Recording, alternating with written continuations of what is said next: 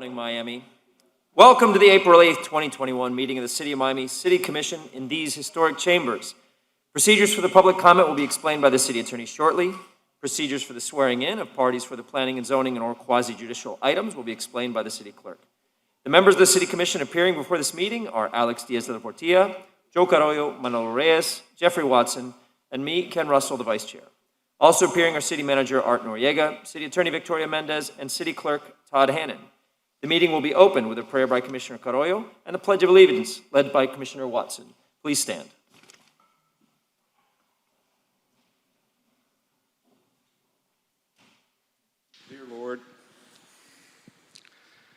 Dear Lord, as we gather here today, we begin by thanking you for all the goodness and blessings that you have given to the city of Miami and to each of our families. We ask you to keep close those that have left us because of COVID-19 and to bring the blessings and new joy that only you could bring to their loved ones left behind. We ask you, dear Lord, to guide us today to do your will, to do the people's work, not our will, not someone else's desires.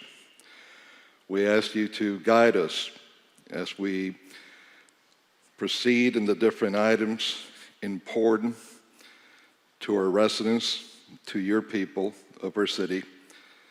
And most of us, dear Lord, we ask you to protect each and every one of our residents, each and every one of our employees, and your elected officials from the evil, the harm that's out there today in our present world. And we thank you, dear Lord, for everything that you have wished and done for our city of Miami. Amen.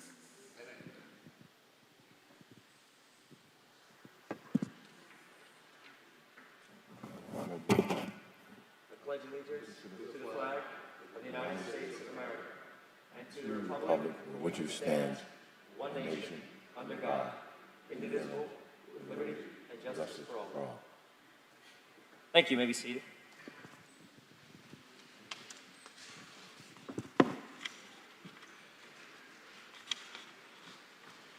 Madam City Attorney, please state the procedures to be followed during this meeting. Any person who is a lobbyist pursuant to Chapter 2, Article 6 of the Code of the City of Miami must register with the City Clerk and comply with the related city requirements for lobbyists before appearing before the City Commission. Any person may not lobby a city official, board member, or staff member until registering. A copy of the code section about lobbyists is available in the City Clerk's office or online at www.municon.com. Any person making a presentation, formal request, or petition to the City Commission concerning real property must make the appropriate disclosures required by the City Code in writing. A copy of this code section is available at the office of the City Clerk or online at www.municon.com. The City of Miami requires that anyone requesting action by the City Commission must disclose before the hearing any consideration provided or committed to anyone for agreement to support or withhold objection to requested action pursuant to Section 2-8. Any documents offered to the City Commissioners that have not been provided 7 days before the meeting as part of the agenda materials will be entered into the record at the City Commission's discretion. In accordance with Section 2-33F and G of the City Code, the agenda and the material for each item on the agenda is available during business hours at the City Clerk's office and online 24 hours a day at www.miamigov.com. Any person may be heard by the City Commission through the chair and upon registering pursuant to the published notice for not more than 2 minutes on any proposition before the City Commission unless modified by the chair. Public comment will begin at approximately 9 a.m. and remain open until public comment is closed by the chair.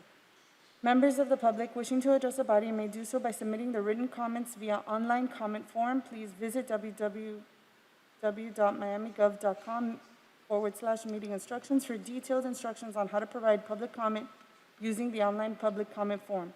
The comments submitted through the comment form have been distributed and will be distributed to elected officials throughout the day so that the elected officials can consider the comments prior to taking any action. Additionally, the online comment form will remain open during the meeting to accept comments and distribute to the elected officials up until The chair closes the public comment.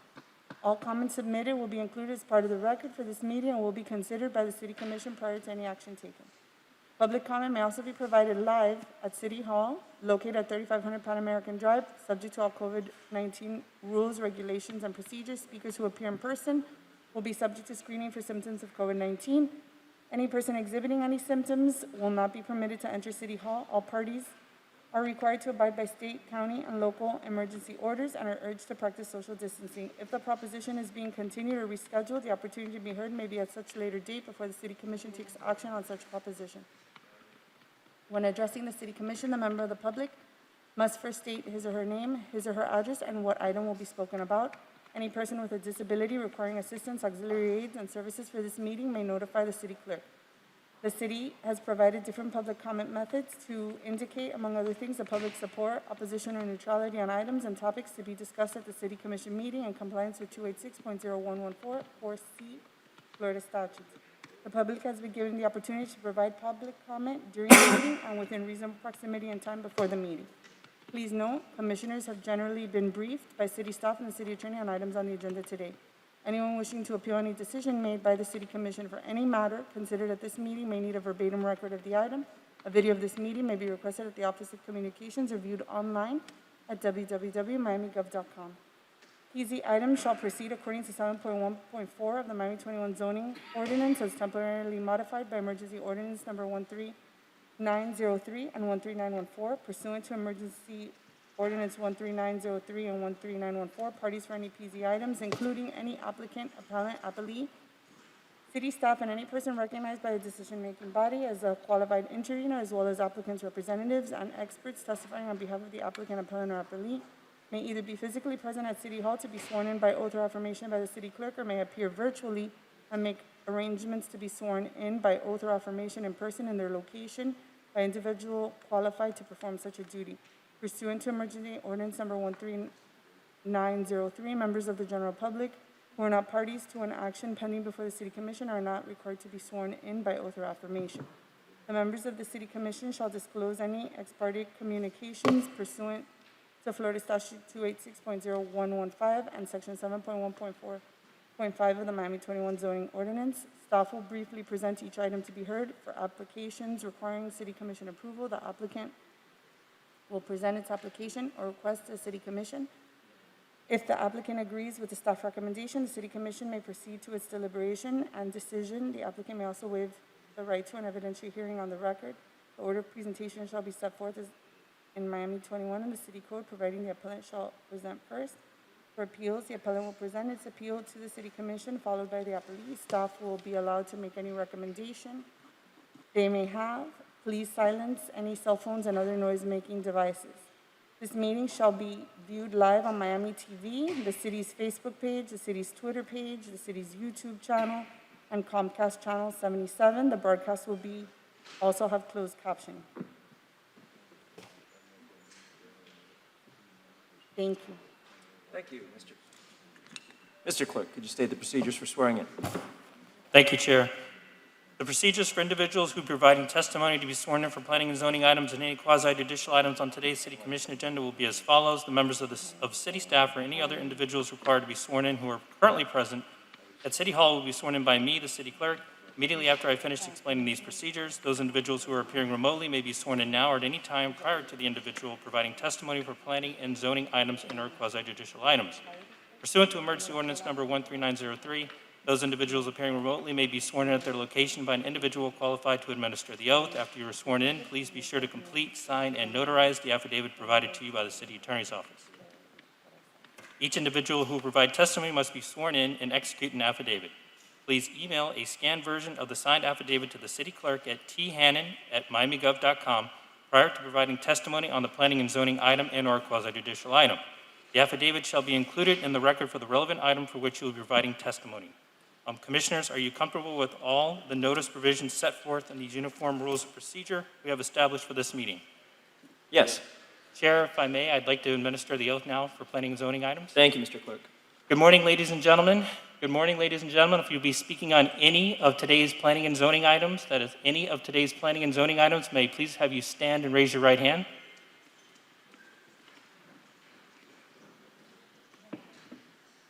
Do you solemnly swear or affirm that the testimony you're about to give at today's meeting is the truth, the whole truth, and nothing but the truth? And your response is? Thank you, Chair. Thank you, Mr. Clark. Good morning, everybody. So we will be taking up the public comment in just a moment, please. Thank you for your patience. We're going to now move to the order of the day, where we will set our agenda. Good morning, Mr. Manager. Good morning, Mr. Vice Chair, Commissioners, Madam City Attorney, Mr. City Clerk. This time, the administration would like to defer and/or withdraw the following items. SR2 to be deferred to the April 22nd meeting.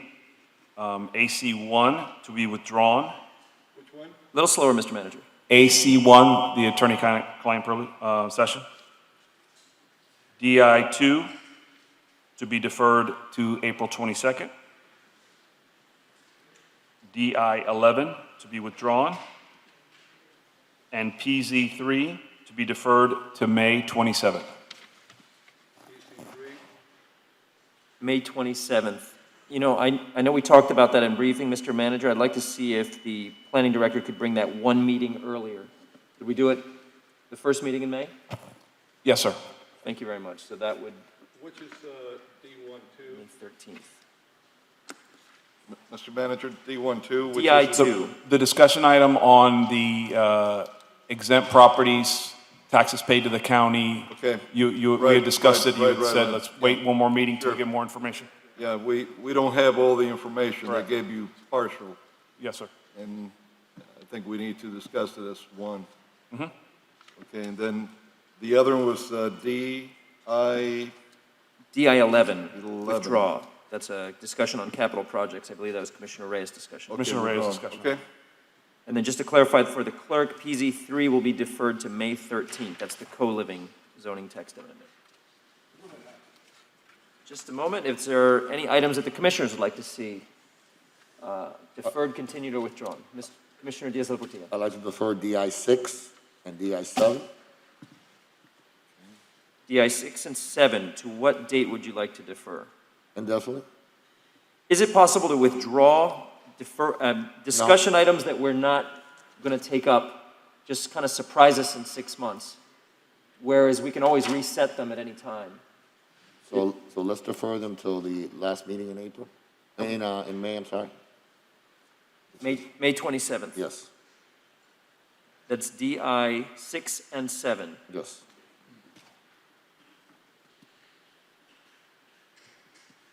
Last meeting in May, May, you said? yes. May 27th. well, if you want it withdrawn, why do you want to make him put it for May 27th?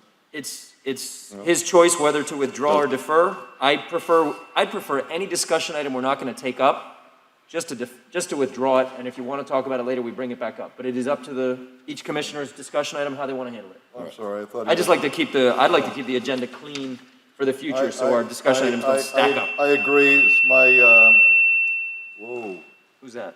Not me? I thought he said he wanted to withdraw it first, but he not, he said defer, so... Correct, I understand. correct. That was my recommendation. Yeah. His preference is to defer, which is fine. Of course. Commissioner Reyes, Chair, through the chair, Mr. Manager. is your mic on, Commissioner? Yes, Mr. Manager. I thought that SR2 was going to be deferred. It is, It is? Oh, I Yeah, wasn't. it was the first one I referenced. Okay, all right, I wasn't listening, sir. Thank you. Are there any other items that commissioners would like to see withdrawn, deferred, or continued? I'd like to see SR2, which is the food delivery app legislation, deferred to 4/22, the next meeting, please. Okay. We can add that to the list. isn't that the same one Yeah, the manager mentioned? I'd put it on the list. I'm sorry, this That was the first one. is, oh, you already did that one? Yes, sir. I apologize. Is that the reef issue? Yes. Yes, yes, yes. SR2. No, thank you, Mr. Manager, I missed that one. And then just for the order of the day, I believe we should take PZ4 first this morning. That is the ordinance with regard to the gambling settlement as our third-party attorney is here this morning and can answer questions on that, so we don't keep her on the clock all day. Well, not only that, she will be on the payroll. That's what I meant, yep, agreed.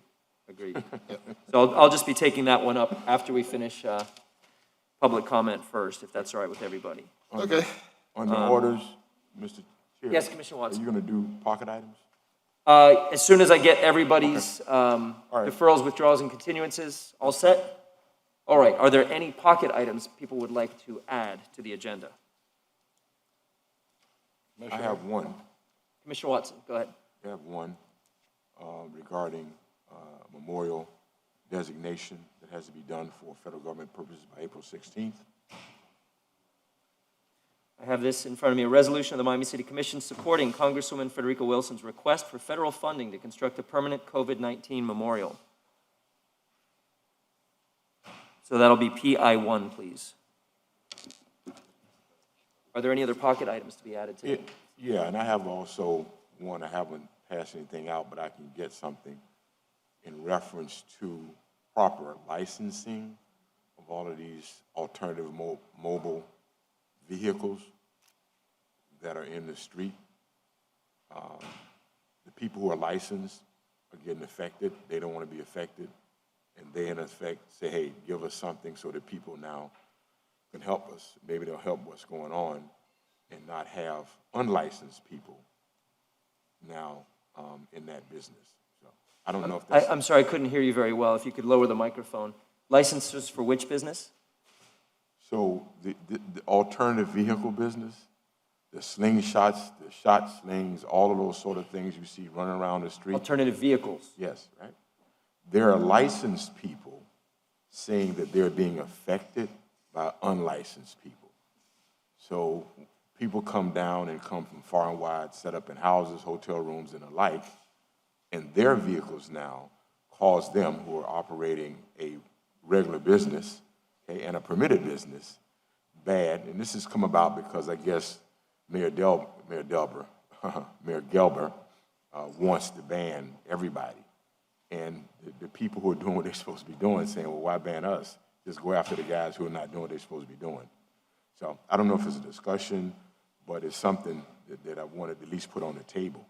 I'm not so sure in which category it should go in order to ensure that the people who are doing what they're supposed to be doing don't get affected by, under some sort of ban where we should just go after the people who are not doing what they're supposed, not doing what they're supposed to be doing. Madam City Attorney, did you capture the pocket item well enough to give us something in writing by the time we take it up this afternoon? I'll give you something in writing. Okay, thank you. I just want to make sure I... Sure, we'll call that PI2. Okay. What would that be, unlicensed vehicles? Yes.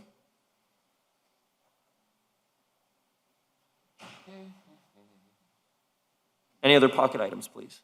Yes, Commissioner Carrillo. I have two pocket items. One is a pocket item reference establishment per diem fines. The second pocket item is pocket item instructing the manager on certain requirements, to take action, rather, on certain requirements of the city code that have recently stopped, I believe, with COVID. So, Commissioner, could you repeat that last one?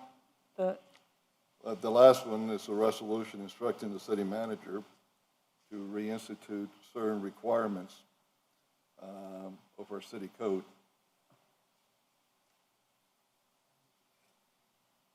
thank you. I've got PI3 as per diem fines, PI4 as in reenacting code requirements. Yes.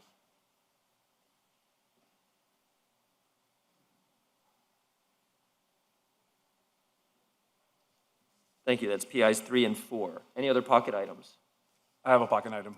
Mr. Manager, go ahead. Yeah, it's in reference to a property within District 3 on Southwest 7th that was originally purchased with park impact fee monies for the intended use of a park. The intent is to convert that property for use as a affordable housing home ownership. So So we need to do a transfer of funds, allocate money from the Miami Forever Bond money to repay the park impact fee money, release those back to District 3's allocation, and then obviously formally, the intent is now changed because it's now going to be an affordable housing project. Thank you. The property was purchased but not yet rezoned, correct? Correct. Okay. Part 2, affordable housing. That's PI 5.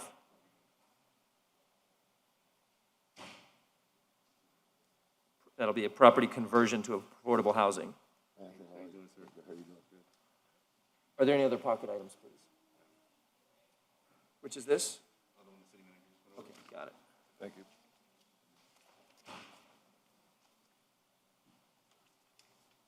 Would you like to be recognized? Is it, I'm pointing past you, Victoria, sorry. Is there a pocket item from the mayor's office?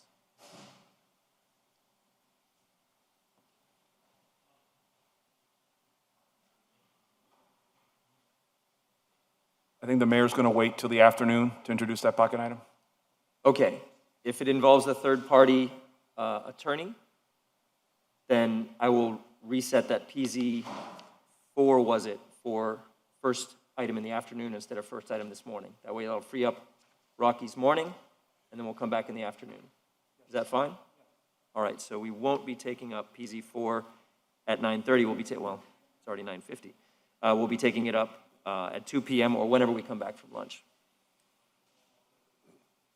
All right, any other pocket items? Mr. Clerk? I do not have any pocket items, but I have 2 co-sponsor requests. Commissioner Reyes would like to co-sponsor RE5, and Commissioner Reyes would also like to co-sponsor FR1. Very good. Noted. All right, is there a motion on the order of the day? So moved. Moved by Commissioner Diaz-Portillo, seconded by Commissioner Watson. Any further discussion? Nope. All in favor say aye. Aye. Any opposed? Motion passes. Thank you very much. Are there any mayoral vetoes, Mr. Clerk? Chair, there are no mayoral vetoes. Very good. I will open up the floor for public comment at this point. Thank you again for all your patience. Everyone will have 2 minutes to speak. I believe we have a station set up outside if you feel safer in the fresh air, where you can address us virtually on the screen. For those who would like to speak in person here, you have 2 minutes apiece. Please wait for the lecterns to be cleaned by Clara, and she will sanitize in between each user. And you have 2 minutes to speak. Try not to touch stuff as much as possible. Try to social distance, but please feel free to get up and line up with 6-foot distancing at each lectern at this point. So if you're here to speak on any item on the agenda whatsoever, planning and zoning or otherwise, you can come up to the lecterns now. Discussion items, anything you'd like to address. What we'll ask is that you say your name, state the item you're speaking on, and then your 2 minutes will begin. Good morning. Good morning. My name is Dave Coster. I'm going to be speaking on item D15. On behalf of Miami Yacht Club, we would like to be included in discussions moving forward with any development as it directly affects the long-term plans and our Olympic programs. That's it. Thank you. I believe we'll be taking that discussion item up after the action items in the agenda. Good morning, sir. Good morning, Commissioners. Good morning, Chair. My name is Leroy Jones, 5120 Northwest 24th Avenue, the Circular Brotherhood. Me and some of my guys are here in support of PZ1 and PZ2. It's so very great to see a project that's on this agenda that will serve the community and property that is owned by someone that lives in the area that's being developed. So I want you to know I have participated in some of the planning meetings they had about the project, have full confidence in the developer and the contractors, and we ask that you unanimously support this item because it's very needed. But not only that, think about this. When people pass by and see that completed project and know that that land and the people that own that property is from that neighborhood, lived in that neighborhood their entire life, what that's going to do to the morale of other people that live there. So we asked you to please support that item. PZ1, PZ2. Thank you so much. Thank you. That's the Plaza Street rezoning. Thank you for your comments. Who else is here to speak on any item on the agenda, please? Feel free to line up at both lecterns so Clara can clean the other one while you're speaking. Pastor Robinson, good morning. Good morning, Commissioners. My name is Reverend Nathaniel Robinson III. I'm the senior pastor of Greater St. Paul African Methodist Episcopal Church, 3680 Thomas Avenue. I'm here today representing Grove Rights and Community Equity Incorporated. First comment is about the Better Bus Network. At a CGMA, a Ministerial Alliance meeting, the community overwhelmingly opposes the proposed recommendations to cancel the 37 line. The line runs along Douglas Road, south of US 1. And the community is requesting a resolution reflecting support of the domestic workers and others who depend on public transit to get to work, to get themselves and their children to doctor's appointments, to purchase groceries and other personal needs. So we're requesting the support of the commission on the community's perspective on that item. The second item we're here today to support is PZ1 6760. The applicants requesting the change in zoning designation have made good faith negotiations with Grove Rights and Community Equity, which represents a large aggregation of the community organizations and residents in West Coconut Grove, and have entered into and executed a community benefits agreement with Grace. The applicants have agreed to a percentage of the units in the future development to be affordable for low-income residents based on the county AMI chart. They've agreed to give long-term job priority to residents of the community surrounding the development. They've agreed to make a generous financial contribution to Rebuilding Together Miami, who has partnered with Grace to rehab homes and residential properties occupied by low-income families in West Coconut Grove.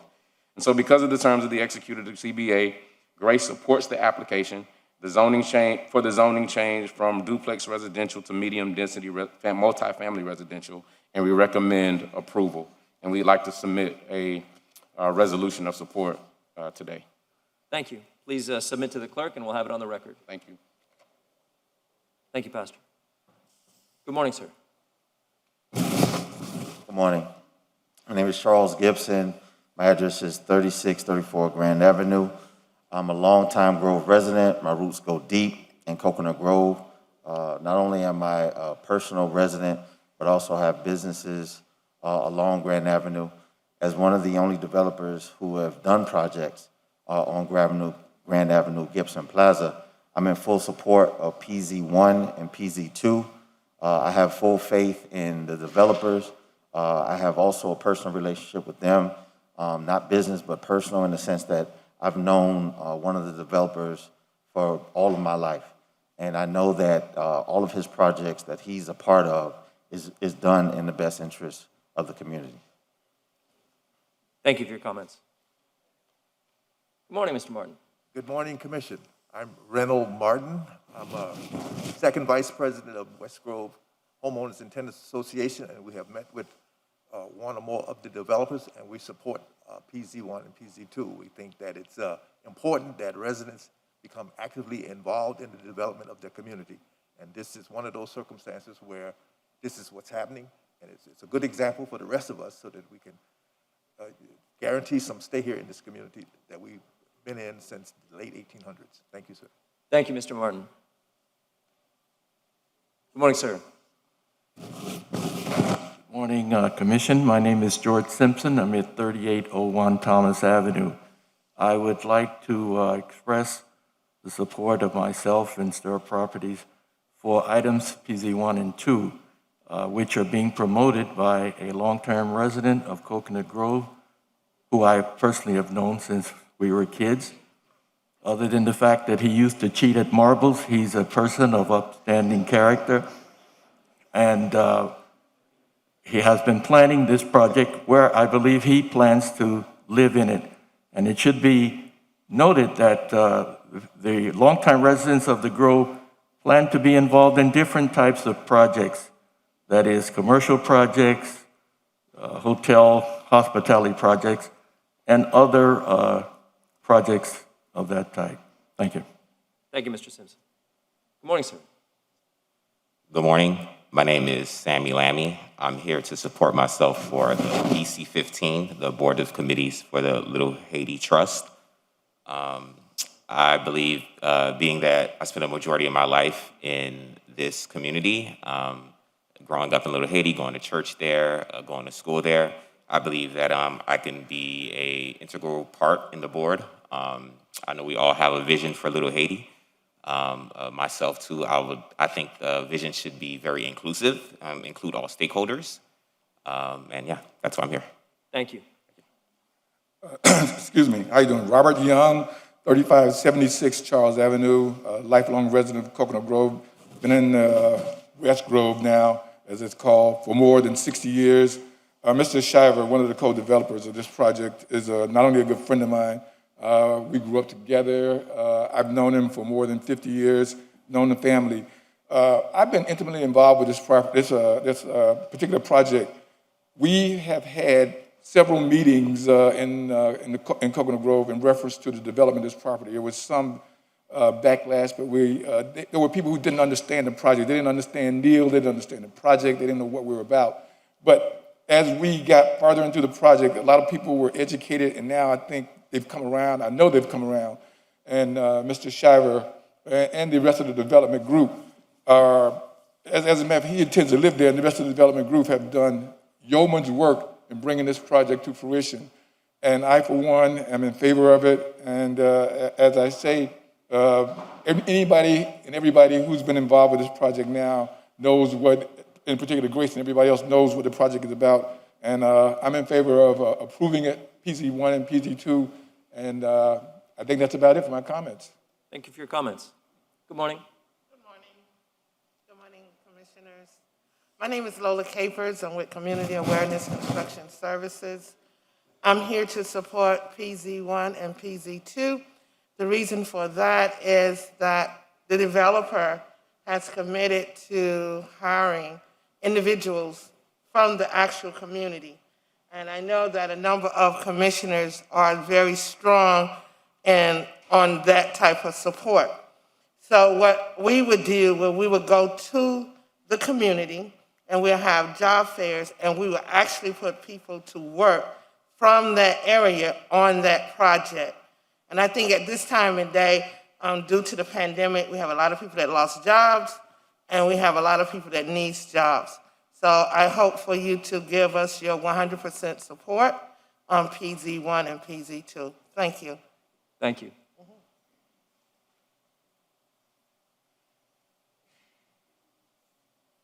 Just a moment, let her disinfect the lectern, please.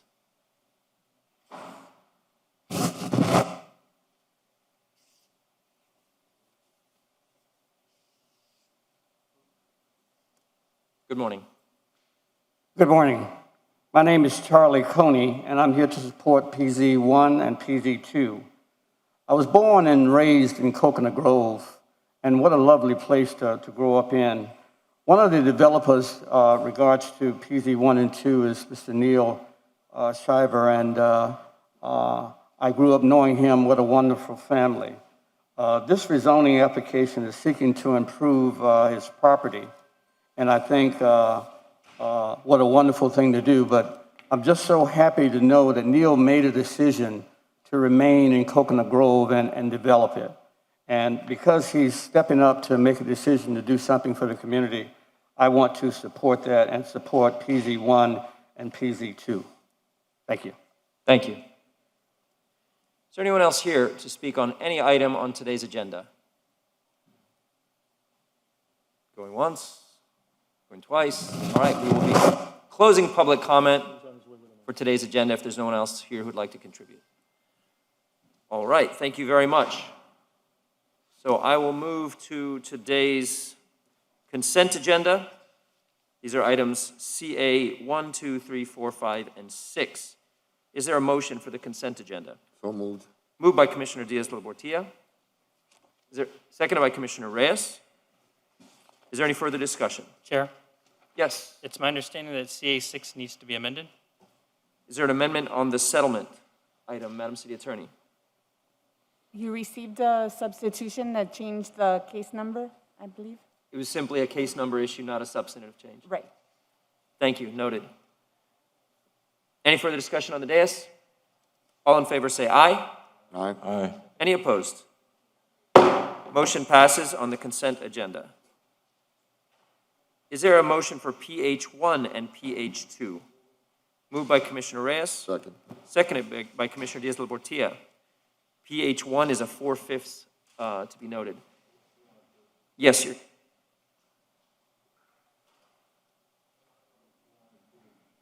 Yes.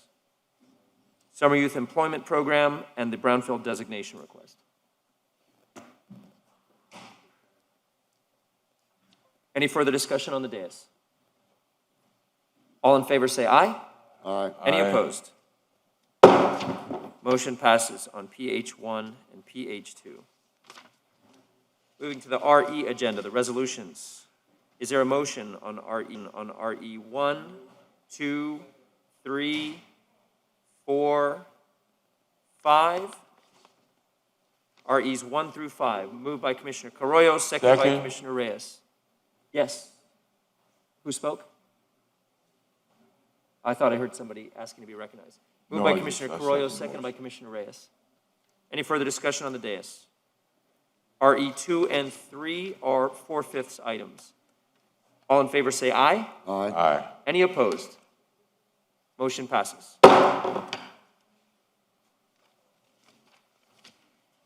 Chairman, Yes, Madam City Attorney. since you passed PH2, could I just read a script for the next, a small little For which title? item? Could I read something with reference to PH2 since it's going to be on the agenda for April 22nd? The Brownsfield? Oh, yes, for the item that just passed. Yes.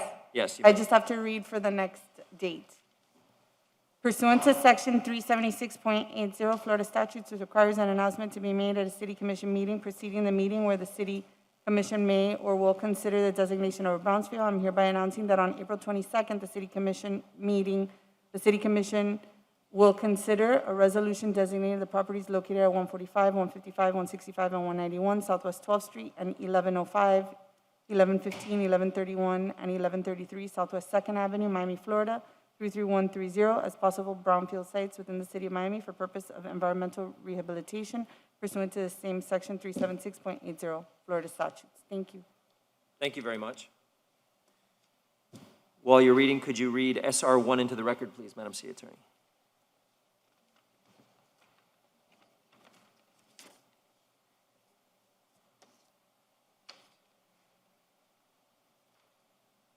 SR1, an ordinance of the Miami City Commission amending Chapter 46, Article 1 of the Code of the City of Miami, Florida, as amended titled Public Nuisances Definitions to update the city code based upon the recent amendment to Section 893.138 Florida statutes containing a severability clause and providing for an effective date. Thank you very much. Is there a motion on SR1, public nuisances? So move. Moved by Commissioner Carollo, seconded by Commissioner Reyes. Any further discussion on the dais? All in favor say aye. Aye. Any opposed? Motion passes on SR1. FR1, naming of Jose Milton Park at Albert Pallet Green Space. Madam City Attorney, if you could read in the record, please. An ordinance of the Miami City Commission naming the park at 3805 Northeast 6th Avenue, Miami, Florida, as currently known as the E. Albert Pallet Park as Jose Milton Park at the E. Albert Pallet Green Space. Amending Chapter 38, Article 1 of the Code of the City of Miami, Florida, as amended titled Parks and Recreation in general by creating Section 38-27 titled Naming of Jose Milton Park at the E. Albert Pallet Green Space. Further directing the city manager to take any and all administrative actions necessary to effectuate the renaming of the park, containing a severability clause and providing for an immediate effective date. Thank you, Madam City Attorney. Is there a motion on So FR1? Moved by Commissioner Diaz-Labortia, seconded by the chair. Any further discussion? Yeah. Yes. Just make note for sometimes people who are not necessarily clear. I knew Mr. Pallet. I knew of Mr. Milton. Not so sure how Mr. Milton got something named over here, but be it that it may, Mr. Pallet's name is not being removed. Mr. Milton's name is being added. Thank you. That's a very important clarification, and I do appreciate that. Any further discussion? All in favor say aye. Aye. Any opposed? Motion passes on FR1. Thank you. Let's go ahead and take up the PZ agenda before we get to the discussion items. And I will not jinx us by saying we'll be done by lunch, but fingers are crossed. We're going at a good pace. PZ1 and PZ2, could you read into the record, Madam City Attorney?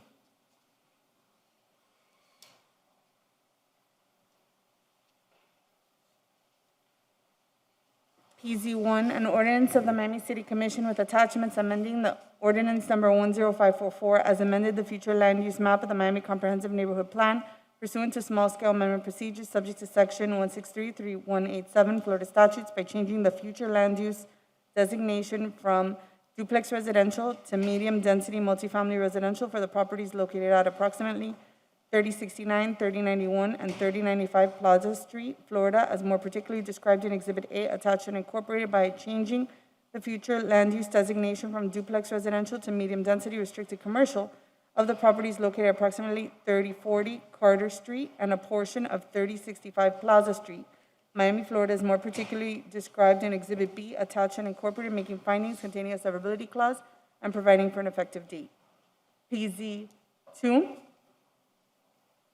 an ordinance of the Miami City Commission with attachments amending the zoning atlas of ordinance number 13114 as amended by changing the zoning classification from T30 suburban transit zone open to T4R general urban transit zone restricted for the properties located at approximately 3069, 3091, and 3095 Plaza Street, Miami, Florida, is more particularly described in Exhibit A, attached and incorporated, and by changing the zoning classification from T30 suburban transit zone open to T40 general urban transit zone open of the properties located at approximately 3040 Carter Street and a portion of 3065 Plaza Street, Miami, Florida, is more particularly described in Exhibit B, attached and incorporated, granting the waiver of time limits pursuant to Section 7.1.2.8 G7 of the Miami 21 Code, making findings containing a severability clause and providing for an effective date.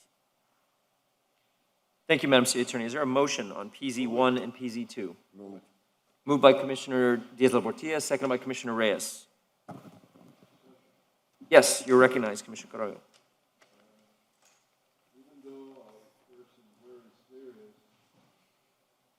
Even though I heard some very serious allegations here today that Mr. Schreiber cheated in playing marbles when he was a young man, I do believe when people have shown throughout the years that they have become responsible citizens and have learned from their mistakes, to give them a second chance, I will be voting for this item. Thank you, Commissioner Carollo. Good morning, Mr. Pons. Are you looking to be recognized? Thank you. Cesar Garcia Pons, Planning Director. There are two things associated with this application for PZ2 particularly. One is there are a number of letters that were provided to us that we'd like to insert into the record that we were not able to do before the printing of the agenda. These are letters in support or opposition? Both, but generally in support of. Thank you. Yes, we've submitted about 118 letters of support and petitions from West Grove residents into the record. And do I understand that the applicant is proffering a voluntary covenant with regard to this? That's zoning correct. application? The covenant is being handed over to you now. We're making a public benefits contribution of $100,000 and to Rebuilding Together to improve low income and affordable housing in the West Grove. And we're also committing to 20% of the units as workforce housing and priority local resident hiring, like you heard today. What's the total amount of units again that you're building here, Carlos? We are building a total of 11 under the T4, and then that would be 3 units that would go to 8 workforce housing. Okay. Mr. Garcia Pons, does this item as written include a waiver of any waiting period to apply for further zoning steps? Yes, sir. There's a request for 2 of the parcels on the north side, the ones going to T40. They're requesting an 18th-month waiver to the successional zoning to come back before 18 months to perhaps go to T5. It is included at this time. Got it. So if voted as written, it would waive the 18-month waiting period It would for the two parcels on the north side. On the north side. So I have a question. You recognized. So they can accelerate the upzoning? Yes, sir. Currently, the code requires 18 months Yes, I know. between, so the waiver would allow them to do it before 18 months. So it could be tomorrow. They could apply as soon as it's been approved. Is that the intent? No, well, not tomorrow. No, well, is the intent to have an immediate application in place? We're keeping our options open. We would still have to go through the whole rezoning process. That means we would have to go to the PZAB and then before you at 2 public hearings, and we'd be coming with a different public benefits package as well. So you'll be coming, with an additional public benefits package? Correct. But your internal conversations are that you want to upzone it, right? Those 2 parcels of the north? Correct. Okay. So you don't get rid of the process, you just get rid of the time. I apologize, Commissioner, I could not hear you. You're not getting rid of the process, you're just getting rid of the time? No, that's exactly, sir. Yes, It's sir. an 18-month rule, it's just, But the rule is there for a reason, right? Yeah, the rule is there for a reason. well, I'd like to clarify if I could. This was my request. When when the applicant first came to discuss with the neighborhood and with my office the potential for an application on this property from T3 to T4, I recognized that with their intent and this property's proximity to US 1, that they may be seeking a higher and best use at T5. Correct. And so it was imperative for me that they disclose that on day one with the residents, that the true intention is not a single jump zoning change, but a 2-step zoning change. we have. And so rather than package this as a single T4, which sounds a little more innocuous, to be very honest with the neighborhood and go through a process. Now, the waiting period is there so that you can't surprise the neighborhood and just start jumping steps. That's right. But by their disclosure with the neighborhood, they're working with the Homeowners and Tenants Association, the Grace Organization, and others. They all are very aware of the true intention of this applicant, and so they and we are comfortable with moving for a second application without the 18 months. So it's not that they may, they will, right? It seems to be the intention. Okay. They could stop at this point. But they're and not going develop. to, but that's not their plan, right? Correct. So they will. And is it 118 people assigned what you proffered today? 118? Well, today we had 119. And how many did you have before? We had 118. Total? Yeah, it's just that we had an additional, the Reverend here, and the Reverend Nathaniel is here today, and he entered into the record an additional support letter. Okay, so the 118, all those 118 people are fully aware that you're upzoning it immediately? Correct. Were they told when they signed? Yes. They So were told for that. example, our petition letters, if you look at the first, it says, I encourage you to approve the proposed rezoning for properties from T30 to T50. Okay. That's been fully disclosed. I like to have our arguments early rather than later. That's right. And then when the project comes to fruition, everyone knows where we stand. Right. But the 20% proffer for affordability is at 80% of AMI, am I correct? Correct. This is actually a very, I won't say unprecedented, but it is a very strong concession to the neighborhood in terms of true affordability that Commissioner Reyes has always been in favor of, reaching down to the deeper I was level. hoping it will go lower than 80%. Well, that's actually my question. In that area is, I'm sorry, Mike. Yep. In that area, the 80 AMI, is that, how different is that from the market in that area, for market rate? I haven't done a market study personally, or our client hasn't, but I would tell you that, we're giving the $100,000 in addition. This is a package deal. So, a lot of rezonings that come before you, just give cash contributions. We're giving both because it's our commitment to the community. Mr. Garcia Ponce? And Yes, 20%? sir. And there's a lot of working families in this area. I think we're going to ask the same As question. well. Go ahead. And 20% is how many units? 3, you said? 3. This is a small project, Mr.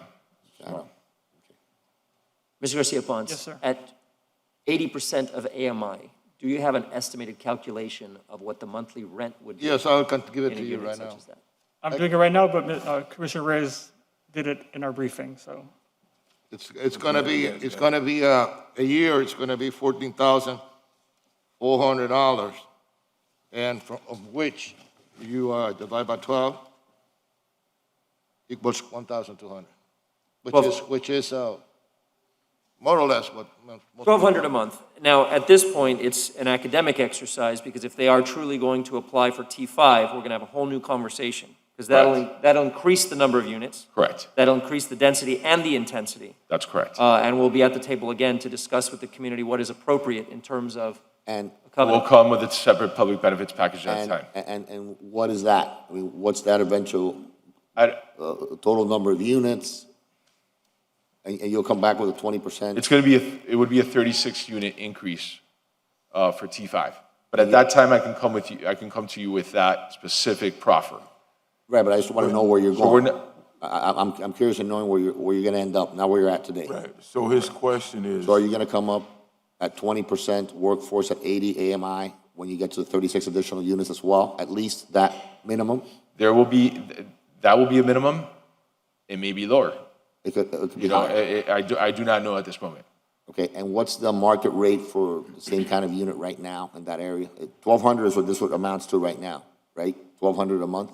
What's the market rate there for if you were to rent a similar unit, comparable unit? You know, we had a lot of, during our discussions, we had a lot of community meetings. It's a simple question. I mean, maybe I can answer. I don't know. Yeah, maybe you can answer that. Can you Google it? I think you need a specific market study by an appraiser for that. Well, I know, but I'm just curious to see if you were to Google a similar unit in that area, what people would pay without it. I'm just curious to, as Commissioner Reyes said, if 80 AMI is really affordable, or is it just a number you're throwing out there that's just really market rate in that area at this juncture? Is there any specification on what size of unit that would apply to, that $1,200 rate? 1,200 would be a studio.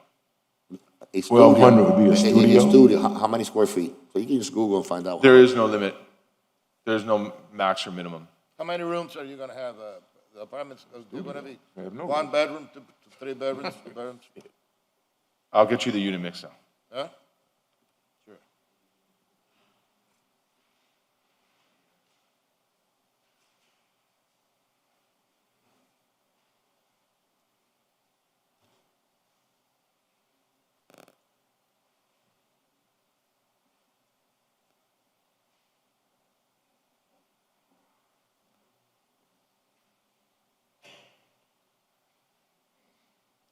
Just a quick Google search is not yielding anything at any square footage under 1,500 so far in that area.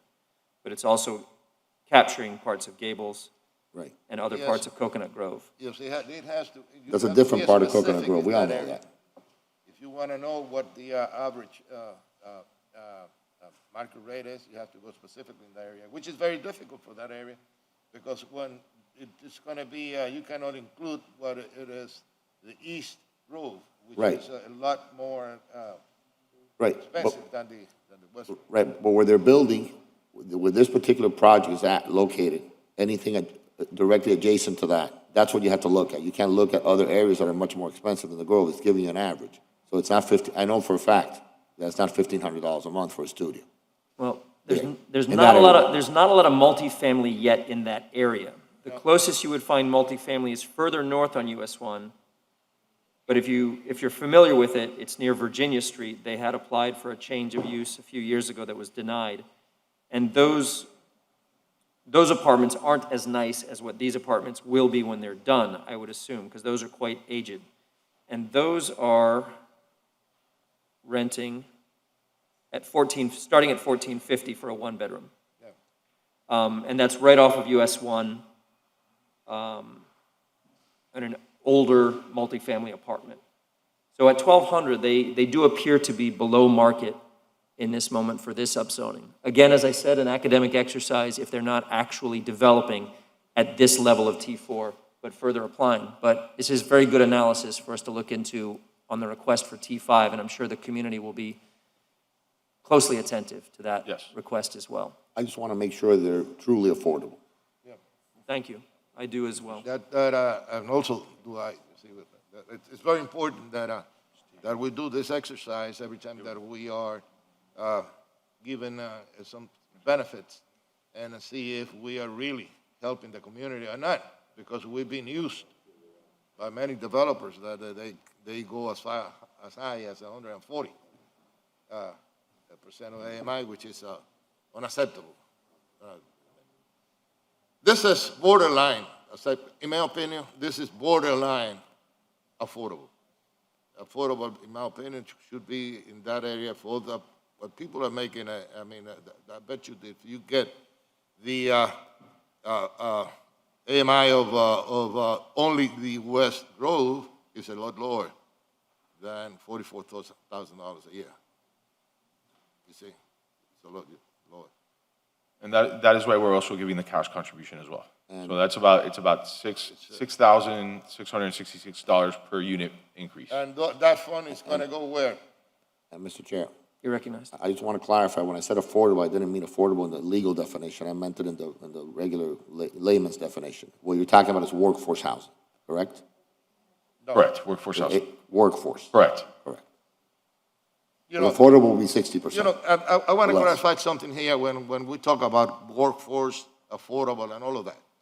You see, and I want once and for all that my fellow commissioners understand, and the planning and zoning department understand that the word affordable was created in order to take away the bad connotation that historically apartments or living quarters, apartments for low-income people, where the connotation was bad for the people, for the neighborhoods that were there. Before, when White started working as an economist, it was low-income housing. But low-income housing people, there was a pushback every time you went to a neighborhood and said, we're going to build low-income housing, because people immediately thought that they're going to bring some kind of people that they were not in line with the established neighborhood. Then it came the word affordable. You see, affordable, and that was another word that was given, and also had its bad connotation. And now they got this denomination now and this classification of workforce, which is from 60 to 140 AMI. It is a name that has been given to do away with the bad connotation that it had before. You see, and when people say, no, a workforce, oh yeah, workforce. But it's the same thing, man, okay? You see what I mean? Yes, it's very true, Commissioner Reyes. Thank you very much. And I very much appreciate that this dais is taking inclusionary zoning very seriously on a neighborhood-by-neighborhood basis. It means a different thing in the Omni when we say inclusionary zoning and you can go up to 30 floors. But in the Grove, you can't do that. So we have to customize it to the neighborhood. But we need some help, Mr. Garcia-Ponce, for the future. And what I'd like to recommend, that on any zoning application that comes before this board, that we receive an analysis from staff, not from the applicant, but from staff. And that analysis should include the neighborhood average rent, not the AMI of the entire county, but that neighborhood that's being targeted by that application, what the average rent price is. And then I'd like to look at a market rate of square footage under their current zoning, their per square foot market rate under their current zoning, and then what that value would increase to based on the application request. If they're going from T3 to T4, that gives them an additional capacity and density. What does that yield in terms of an additional value in square footage for that market area? That will give this dais the idea of how much value is being granted to that applicant. That'll also give the neighborhood the idea of what is reasonable in terms of a request when they talk to this applicant in terms of a benefits agreement. Yes, if I may, Mr. Sherrod, you know that since day one I've been advocating for that. I'm advocating that when we call what it is affordable in certain areas of Miami, it's not as much when we are dealing with the AMI.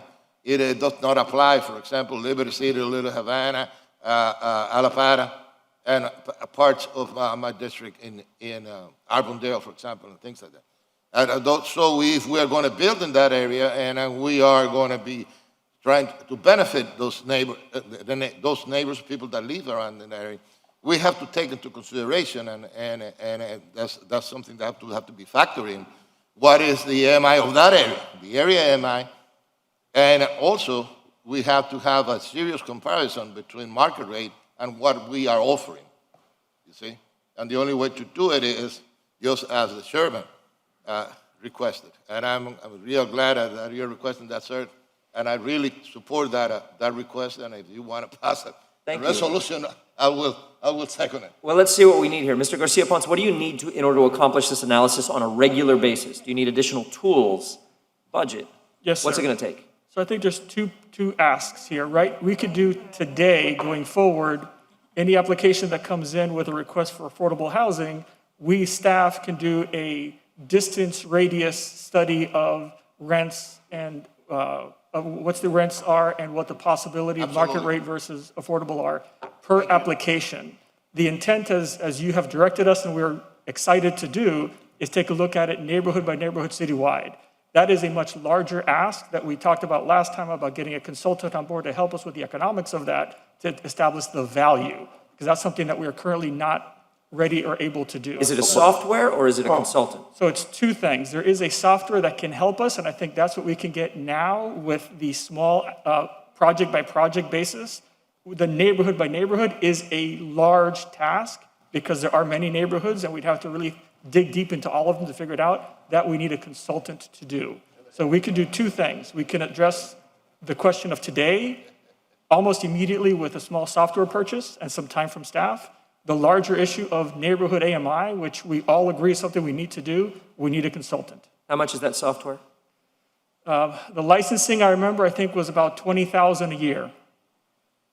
Madam City Attorney, in order for us to concretize this as a regular procedure that shows up in writing in our backup for any zoning application, do you need a change to the code or a resolution directing what would establish this as regular procedure of an analysis from staff when a zoning application is requested? So we could just do it. I mean, that's part of our process.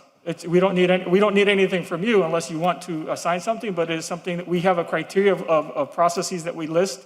Yep. As you can see in the backup, we do different housing types. We do all sorts of analysis. We'll just add it to the list of things that we do because we can if we have that software. Commissioner Reyes, would you mind making a motion I'll make the motion. to actually direct this as a requirement of the commission? Yes, for I'll future make that motion. applications? Thank you. So we have a motion and a second. Yes. To that effect. So, and you've got the budget available within your department to purchase this software, or do you need an allocation? I'll have to go back and check. Mr. Manager? That's going to be very helpful. Yeah, That's we'll going to be make very it. helpful, and will provide us with, every time that we have this conversation and we have the discussions, we don't have any point of reference, we don't have any analysis. And as I stated the other day, about planning requires analysis also. What's the impact that's going to have a positive and a negative impact that it's going to have in the community and also in the surrounding areas. And I have the motion has been made and second, but I also have some information here on rent. In that area is on Carter Street, and at 3123 Carter Street, and one of those units that they are what do you call it? You call it, Townhouse? It's studios. Those are studios. They are going to rent, the lowest is $1,700. One bedroom, it's a 754 to 762, 1,400. Two bedroom, 1,650. Three bedroom, 2,850. Four bedroom, 5,500. And this is going to be studios, or it's going to be one bedroom? There's going to be a studio component of it too. All of them are going to be studios? No, one bedrooms as well. But, so you're talking about, the example you gave, the lowest was a $1,700. Yes, okay, but So this is way below. I want to know, what are you going to build? What are your plans? You're going to build all Well, it all studios? depends. No, there's going to be studios and there's going to be one bedrooms and there's going to be two bedrooms. Okay, you're going to have a mixture. Yeah, we're going to have a mix. Yes, Right. because one thing that concerns me a lot, and I'm very concerned, is that we are going, in the city of Miami, we're going into little units, micro units, studios and all of that, and we have a bunch of apartment buildings that they are I mean, they're either micro units, studios, or one bedrooms, as if those people that rent there, they are not going to, and we don't have, we're not building enough 2 bedrooms and 3 bedrooms apartment. And what we're doing is we are assuming that a person that moves in one of that studio because a person is single and is young, that will never get married. And everybody's going to be single and happy and partying and all of that. How about, I mean, in the future? We have to think about the future too, okay? We have to provide a population what a population needs. Correct. You see? And that's why I am a little reticent of voting for more macro units, more, We have no micro units in our. and that is something that it sounds good, but it's going to affect in the future. If I could speak. Okay. Commissioner Crowe, you're recognized. I think the intention is a well-grounded intention, but where I think we need to zero in are the big developments. The big developments is where we have given away the farm. Yep. And gotten very little in return, sometimes nothing. I think, and I'm concerned, that if we put this across the board, we're going to be hurting, if not killing, a lot of small developments and a lot of the small developers. So I would suggest that we put a cap that this would be what we're asking for on projects that have over 20, 24 units and above. Below that, I think we would not be serving a lot of the needs that we have in small developments. You know, you could pick a number, and I'll be very feasible to go whatever number this commissioner wants to go with, but I think we've got to put a cap on small developments where we might just kill those developments by putting so many requirements because they don't have the money. I mean, when you get small developers out there, they have very limited money. They don't have the staying power that these big developers have. Very true. And we might kill small projects that at the end are going to be the ones that get a lot of our neighborhoods moving. Thank you. So just to clarify, Let the me- legislation I've introduced that got a motion in a second doesn't actually establish how much they have to give. No. That will always be a voluntary That's what I was proffer going to say. through a It covenant. is very broad. But this is just an analysis. It's an analysis. And I think neighborhood by neighborhood, you know, in some areas, we won't be doing anything but garden-style apartments. Absolutely. And we still need affordability. Absolutely. As long as this city is granting value to that landowner or developer, I think that the neighborhood should be at the table. Good for you. Yeah. I'm learning. And I think that, look, there are some questions you're asking this gentleman that he can't answer. He's not the builder. No, he cannot say. Okay, he can't answer. And the issue about the categories, first of all, we got to help also people who are working, and so workforce is real, since it's a designated category. But also 1,200, who is that affordable for, right? Because the realization is you have 3 projects that's a block away. The fact that we need to spend 20 grand to find out what that number is kind of crazy, but that's a whole nother issue. You have 3 projects that are close away, and I can assure you that $1,200 a block away is a utility closet. And so he's right. I mean, you know, who is it affordable for? The studios, I mean, that's dorm rooms, that's 10 blocks away, University of Miami. So the question of 140% or 100%, we keep using Dade County AMI, which is higher. We're not that high. So we have to make a policy decision about what we're going to do in order to help the people who've been here versus the tax runners who are coming here for whatever reason, whatever reason, to ensure that we're not blowing away our neighborhoods and not giving people a true opportunity who've been here toiling, who want to be homeowners if that's their desire, or just live in decent housing if that's their desire. Thank you, Commissioners. I am in support of this application. I think when you do come back for T5, we will have a much deeper discussion. Yes. And Mr. Garcia Ponce, what we're asking for here is not only this analysis of per square foot, but in the proffer that's given in a covenant, just to simply say the word units, they're giving X number of units at a certain AMI, leaves a lot to the imagination. And what we don't want, what you're hearing up here, is that we don't want inclusionary zoning to end up being a segregated effect within a building to where you have market rate units that look very different from the inclusionary units. Absolutely. And so the idea is not that they are to cheap out on the units that they are offering at a lower rate, but that they are to use the incentives that have been given to them. The additional value that's being granted through this upzoning allows a certain value that they can invest a little further in those units and allow for the lower AMI rent. So I think we'll need that analysis in the future as well. For this application, I am fully comfortable at this point because it allows them to get to the next step to come back to us for what they truly like. We have a resolution and a second, Call the question. I need to open for public comment on the item, Mr. Clerk? Correct. So right now, the vote is going to be on your direction to the city Oh, manager. sorry, we have a motion on the floor for the item itself.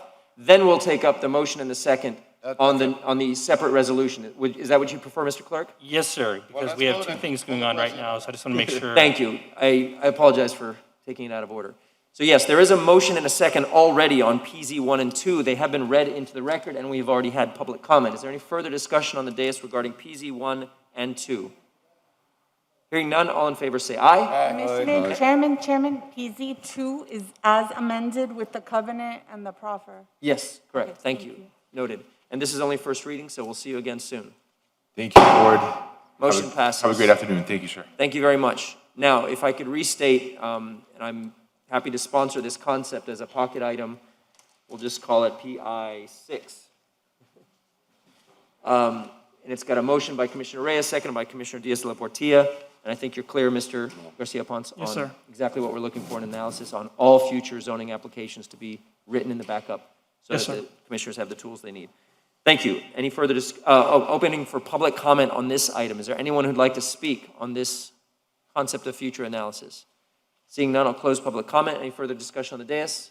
All in favor of the item say aye. Aye. Any opposed? Motion passes on PI 6. We'll call that affordability analysis. PI 4, PZ 4. And let's go to, All right, so that's 1 and 2 done. PZ 3 was deferred. PZ 4. Is Rocky available? I know I had told her after lunch, but is she around? Can we address maybe the discussion items and then we figure that out shortly? We could, unless she's here. If she's here, I'd prefer just to take it up. It's not even 11 o'clock Right, yet. she's not here physically, I need to. I know, see if it. she's available on Zoom. Right, so I need to figure that out, so if you give me a minute. I'm we here. could address. Oh, thank you, Rocky, thanks for jumping. Hi, sorry, I was making sure I could sign on. Good morning. Good morning, Rocky. How are you? This is Morning, Mr. item Chairman. PZ 4. Is there a motion on PZ 4? moved. Second. It's been moved by Commissioner Carollo, seconded by Commissioner Reyes. Does it need to be read into the record, Madam City Attorney? Yes, it does. Please do so. An ordinance of the Miami City Commission with attachments pursuant to a proposed settlement agreement attached and incorporated as Exhibit 1, A, conditionally authorizing limited gambling uses at the real property described as Lot 4, Block 4 of the Elwood Court subdivision recorded at Plat Book 9, page 181 of the Public Records of Miami-Dade County, Florida, and Tract C of the Executive Plaza subdivision recorded at Plat Book 121, page 87 of the Public Records of the county, as more particularly described in Composite Exhibit A of the settlement agreement attached and incorporated, upon meeting certain conditions and imposing permanent prohibitions on all other forms of gambling at the property as a condition of allowing the specified gambling uses, all of which shall take effect only if West Flagler Associates Limited has entered into a settlement agreement with the City of Miami as approved by the City Commission and in a form acceptable to outside counsel, and 2, fulfilled all terms and conditions of such settlement. B, conditionally approving a card room at the property to take effect once West Flagler has obtained a card room permit for the property from the State of Florida's Division of Fair Mutual Wagering, such card room to be contained within the total summer highlight facility footprint, size, and design parameters as provided in the settlement agreement, and such card room further not to exceed 20,000 square feet of the summer highlight facility or maximum capacity of 500 persons, subject to applicable fire safety codes, and shall not operate for more than 16 hours per day. And C, permanently banning all other forms of gambling at the property except as specifically provided herein, containing a severability clause and providing for an effective date. Thank you very much. Good morning, Rocky. Is there anything you'd like to present on this item? No, Your Honor, Mr. Chairman, other than it was presented at PZAB yesterday. Majority voted not to recommend the ordinance, but as the commission knows, that is a recommendation, and the commission is free to vote as it wishes. Why? Commissioner, you're recognized. What was the vote at PZ last night, at PZAB? What was the vote? I couldn't hear it myself. I understood it might have been 4-3, but perhaps staff can advise. They just told me right now, they visually told me, 4-3, and what was the reasoning they gave? Or they used for, what was the discussion about? What, did not witness the discussion? Yes, I was present. A number of residents appeared in person, and some had sent emails against. Some of the no votes felt that they were opposed to any gambling in Edgewater, and they felt that also felt that the developer's plans ought to be reviewed before authorizing any gambling uses at the location. And some were upset that the commission had already had first reading on the agenda on the ordinance prior to PZAB considering it. So I don't know what individual reasons were, but those were some of the opposing views, and then some of the supporting views believe that West Flagler deserved to have a decision now, and that this was had been a problem when the 4/5 ordinance had been adopted in 2018. They were involved at PZAB back then when PZAB recommended against the 4/5 ordinance because they were concerned about the litigation that ultimately ensued, and they were supportive of the ordinance. So those were the range of views that were expressed at the PZAB meeting. I mean, Rocky, these were the opinions given by the neighbors or by the PZAB members? I was reciting what the members said. The neighbors' opinions were that they didn't, some of them that they did not want any gambling in Edgewater. Others were concerned about traffic. Others were concerned about what the ultimate buildings were going to look like and wanted the item deferred until the developer, Crescent Heights, came forward with plans. So that the board and the commission could take all of that into account before approving gambling uses. Were there any neighbors in support of The West only Flagler? person who appeared was Mr. Havenick, who lives in the area and also is obviously a principal of West Flagler. But there were no other neighbors in support of the application? of West Flagler? None that were present. I don't know if any emails were received in support and not read. Are there any emails in support from the neighbors? It's your district, Mr. Chairman. My neighborhood is overwhelmingly opposed, not necessarily to gambling in general, but to the fact that we have not followed the ordinance that was put in place that would protect those residents. Through a 4/5 process and a public hearing process, through an exception, any gambling establishment can come to any one of our neighborhoods. This particular one was right on the edge of whether they were in or out the door on that ordinance. I believe they were in, the staff believes they were in, but I understand the settlement, so I'm not here to rehash the concept of that vote, but I am with my residents. I am opposed to granting this in my district, in my neighborhood, without the proper process that we had set in place. I don't really see what we gained as a city out of this settlement. I feel like we just gave. But beyond the settlement, if I may. Yes. Beyond the settlement, there was a PZAB meeting yesterday. Yes. and there was only one person, a principal, supporting the establishment. And the PZAB board voted against it, against recommending it 4-3, close vote, but still against. I'm just surprised why you didn't have more people in the neighborhood supporting it at that particular meeting yesterday. And can Mr. Havnick answer that Yes, question? Mr. Havenick, you recognize. I just don't want this to be top-driven. I get the settlement, I get the conversation, I get the complexity of the conversations, I get the agreements, I get all that. I'm a little bit concerned. Because of what, let me finish. I'm a little bit concerned that if you have you know what the process is, you know how sensitive the conversations have been, and you have a meeting yesterday, and you don't have any community support show up at that meeting, it seems to me that you may have just said, we're there, so we don't care, so we don't need to elicit any kind of community support, and then you got to vote against it, and then you come before us the next day. It seems to me that's a little bit careless on your part, that you didn't really go and talk to your neighbors and say, hey, we're almost there. If you support this, please come out, show community support to the commissioners for tomorrow's meeting, or also for yesterday's meeting, the PZAB meeting. I'm surprised why you didn't do that, and why did that not happen? Why there's no groundswell support? Say, hey, we want a card establishment here in Edgewater. May I go now, sir? You're recognized. First of all, I think one of the things that should be recognized is in the settlement, when we were asked to go back and discuss with the other parties who had filed lawsuits, 3 of the homeowners associations were party to that lawsuit, so they had a seat at the table. So they, by agreeing to the settlement, I think that was their conveyance of support of the settlement. And those were the Brickell Homeowners Association, the Morningside Civic Association, and one of the Pariso associations. So I think by them agreeing to the settlement, that's their way of saying it. I do know that there were emails sent in support. I don't know how many were sent. You don't know how many?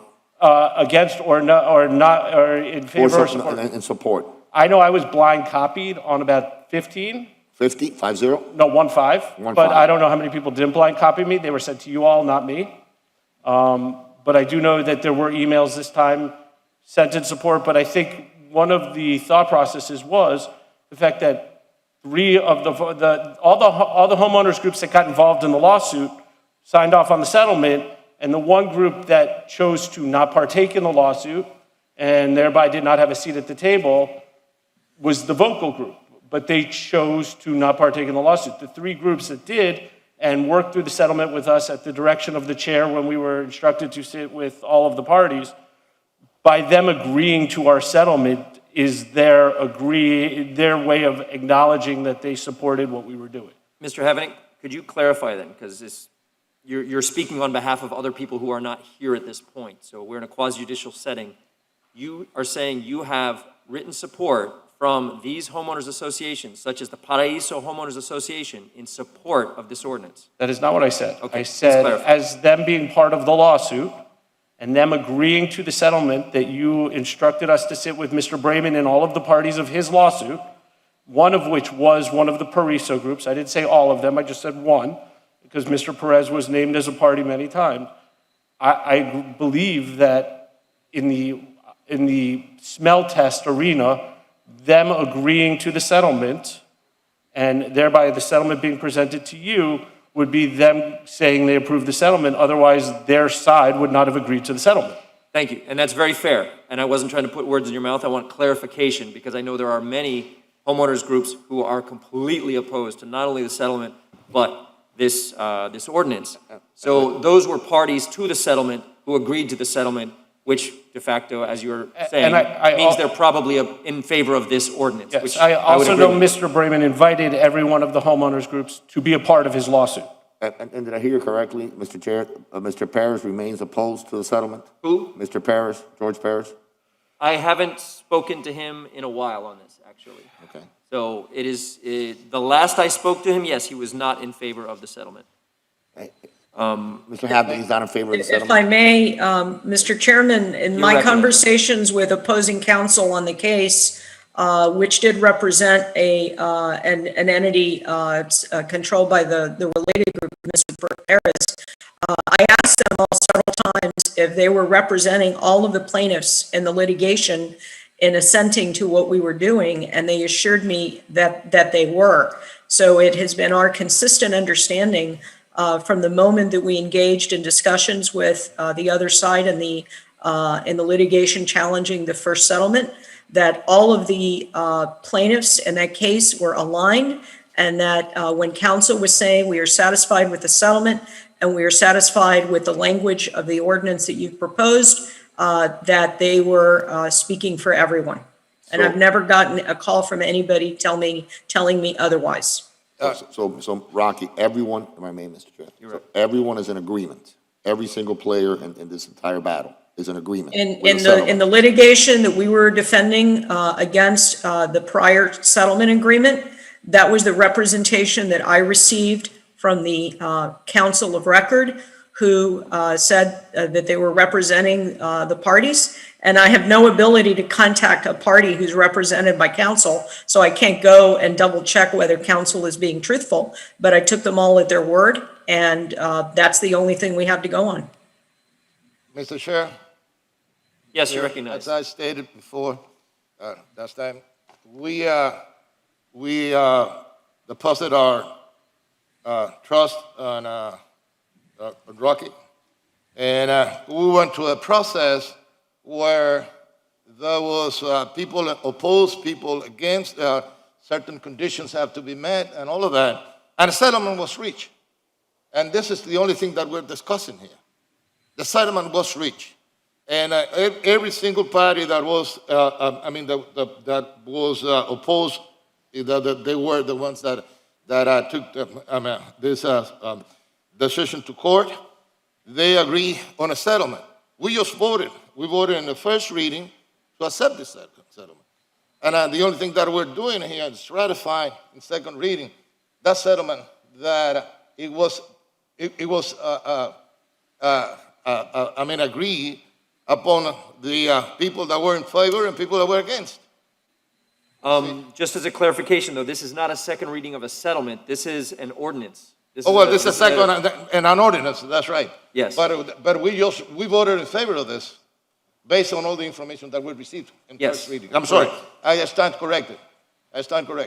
But we voted in the first reading using all the information that was presented by Rocky. Okay. So I think that either we vote in favor or not. But let's call down. And just to clarify, my understanding is there were 53 letters against at PZAB and 0 letters in favor at PZAB. And it did get voted down at PZAB. Now, we're doing what we believe we have to do as a body. Yeah, I know. As a fiduciary to the city. Clearly, Yes, sir. there's a Yes, fear sir. that we were at financial risk in this lawsuit. I do agree that we have to go through this process, but I think that we have gone through this discussion before, and now I'm more than glad to clear the air, but I don't think that is nothing else that we can say. Either we vote or we don't vote. That's it. Thank you. The question's been called, Mr. Chairman. Yes, sir. So there is a motion and a second on PZ4 already. Thank you very much. Has it been read into the record, Madam City Attorney? It has. All right. Any further discussion on the dais? All in favor of the item say aye. What am I missing? Commissioner Watson? This resolution that was just passed out? No, that's not what we're voting on. Okay, so this is something totally different. This is the pocket item by the mayor. Is that what you're referring to? Doesn't say one way or another, but just. Sponsor Mayor Francis Suarez. That's the pocket item. What you're holding is the pocket item It's from the mayor. tangentially related, but we'll take it up. We're only taking it up because Rocky's here with us now, and that's related to her representation of us as well. All right. All in favor say aye. Aye. Any opposed? No. Motion passes. Thank you very much. Real quick, were you a no or no opposed? Was it unanimous? I am a no vote on the legislation. I am opposed. I am yes opposed. Just curious. Nothing personal, Mr. Havenick. I am opposed to the settlement, and I am opposed to the ordinance on behalf of my residents who are not getting the representation they need from us with regard to our code. Thank you all for your time. Thank you. Yes, the mayor's office just passed out a pocket item, which I will call PI 7. This is a request, I believe, to withdraw our appeal in Miami versus Ernesto Cuesta, et cetera. That's been moved by Commissioner Reyes. Second. Seconded by Commissioner Watson. Rocky, did you have anything to say on this item? I became aware of it this morning, but obviously I invite and request the direction of the commission on whether or not we should proceed with the appeal. In the Cuesta case, just as a reminder, that was the outgrowth of the original settlement between the city and West Flagler that is now in the process of being completed. And the ruling of the trial judge in that challenge was that the mayor had the power to veto that settlement because the judge considered it to be a land use decision within the definition of the vetoable items under the city charter. We took an appeal with the blessing of the commission in order to give the city the opportunity to continue to negotiate with all the parties and reach a resolution of the Cuesta case, which even though we don't have a formal settlement with them, by virtue of their accepting the new settlement agreement with West Flagler, we essentially have been. The only reason to pursue the appeal is to achieve some type of hoped for certainty from the Court of Appeal as to whether or not these types of situations do justify or allow for a mayor's veto. I can't tell you that, even though I disagree with how the judge reached his conclusion, I can't tell you that there's more than a 50% chance that the Court of Appeal will disagree. And also having, become very aware of the various rulings of the Court of Appeal and the lower courts yesterday with regard to how they interpret the charter and the mayor's veto, I'm not at all convinced anymore that we're going to get any more certainty from the Court of Appeal than what we have now with regard to this ruling that is not binding, but that will certainly come into play. I think it's really less a legal decision by the commission and more of a political decision between the commission, among the commission, on how they wish to manage the relative authority of the commission to direct counsel and settlements and the authority of the mayor to veto. So that I don't have a strong position either way, but I definitely welcome the guidance. Thank you. Commissioner Reyes, you're Mr. recognized. Chair, I will retire my motion, because as now that I understand that this goes beyond this case right now, the decision of this case. This will settle once and for all what are the powers of this mayor or the next mayor, or anybody, you see, what they can veto and what they cannot veto. I'm right, Rocky? Yes, but as I mentioned, and I think that has to be. I'm not 100% sure it will be all that clear, but we certainly should strive to get clear That's right. direction. And right now we don't have it. Motion is withdrawn? Were you the mover? I'm withdrawing my motion. You're the mover, you're withdrawing the motion. I'm withdrawing the motion because I think that we should go ahead and, nothing against the mayor or anybody else, but I think that we should go and we should clarify the water because there is, different interpretations here Yes. of what it is vettable, what it is not. Yes. And we have the city attorney has an interpretation. The mayor has another interpretation. A court ruled, and I think that we should go to a higher court and get a final decision on it. So once and for all, we decide this, not only for the actual, mayor, but for future mayors and for future city commissions also. Just a moment, please. The motion has been withdrawn then. Commissioner I will make the motion then. Okay, there's a motion for PI 7. It'll be seconded by the chair. Commissioner Carollo, you're recognized. Well, the motion hasn't been seconded, so. I seconded it. Okay, so it's been seconded, so I'll speak now. How much time do you have where you could appeal this? The appeal is already filed. We are on our last extension of time to file a brief, which is due on May 12th. Okay, May 12th. I haven't had the time to speak to the mayor in this, plus I'd like to speak to you also on it. And this is not the best forum to get information from either you or the mayor. So I would rather deal with this at the next meeting on April 22nd, since you don't have to end your briefs in until May 10th, you said, or May something? Yes, I believe it's May 12th. I'll reconfirm it. We certainly don't want to have to write a brief in 10 days, but, obviously, we want the commission to make the best decision that it can under the circumstances. So, of course, we will abide by whatever schedule. It's May 6th is our deadline. So that's a subsidiary motion then to defer to April 22nd, correct? Yep, so we still have, we would still Mr. have Clerk to. is not happy.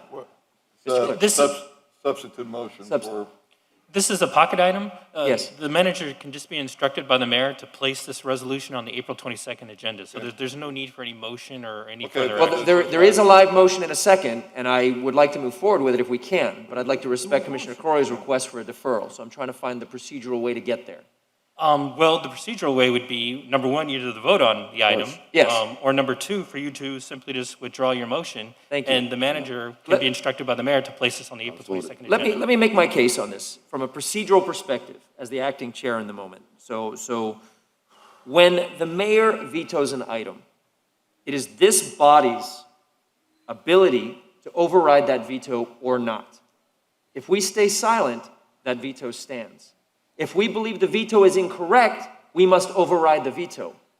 It is our job to interpret that veto with our city attorney's advice, but it is our job. We can all read the charter, we can all read the code, we can make our choice, and that's what we did on that day. By staying silent, the mayor's veto stands, because otherwise we're simply relying on an interpretation, but nobody's saying anything, and then it goes to court. We need to be decisive on any veto that comes before us. Either we disagree with it and we override it, or we think it's an invalid veto, we should still override it. But if we agree with the mayor, then we say nothing and the veto stands. If I may, Yes. I I just wasn't finished, I apologize. So in my personal position that day. listen. Just a minute, let me finish because I wasn't finished, and I'll recognize you. It is, we all think different here. I mean, Yes. and that's the beauty of this. As I recall, you see, and we didn't get the 4 votes to override it. But the question was not if we can override it or not. It is that there are certain issues and certain decisions that according to, and that's what I want, a real interpretation of this, according to our charter, that it is vetoable or not. Yes. Because what I want to know, once and for all, what is vetoable and what is not. Because if not, we're going to get here, I'm not referring to the actual mayor, but we can get a mayor that every time that we pass something that he or she do not agree with it, we'll start vetoing and we could make a habit of vetoing everything that is not that they don't agree with. Yes. So what I want to do is, and what I'm trying to do, and I think that what Rocky wants to do, is to once and for all decide what it is according to our statutes. If the interpretation of the city attorney of that statute, it is right or wrong, because now we don't know what is beatable and what is not beatable. Right. And if we accept this, everything is beatable. You know what I mean? Not exactly true, because it is very clear in the charter what is Well, vetoable, but that it is is- open to interpretation. What you are seeking is very valid. You are seeking interpretation from a higher court Absolutely. on what to interpret our charter for us. I mean, because there is questions about Thank our you. charter. May I continue? Yes, sir. So this particular case is very specific to one particular item that the mayor may or may not, type of item that the mayor may or may not be able to veto. My suggestion, if we really want a higher court to interpret our charter for us, is that we bring it back as a declaratory action, requesting someone to look at that entire clause on what items can or cannot be vetoed. This is an appeal on a very specific case, which will only yield us a decision about that one nuanced portion of the veto power. And so I respect the idea that we may seek further guidance on that, and I'm okay with that. I'm just saying, as a procedural method in the future, when a veto is issued by the mayor, that we take action one way or the other consciously. Because in that day, my silence was actually to agree with the mayor. Your silence may have been actually to agree with the city attorney that it was an improper veto. We're not being clear, and we could and should be clear in that moment in my mind. Our silence. I want to call the question. I'm the maker of the motion. Okay, so there's a motion and a second. After I'm I calling the finish. question. Okay, the after I question, finish.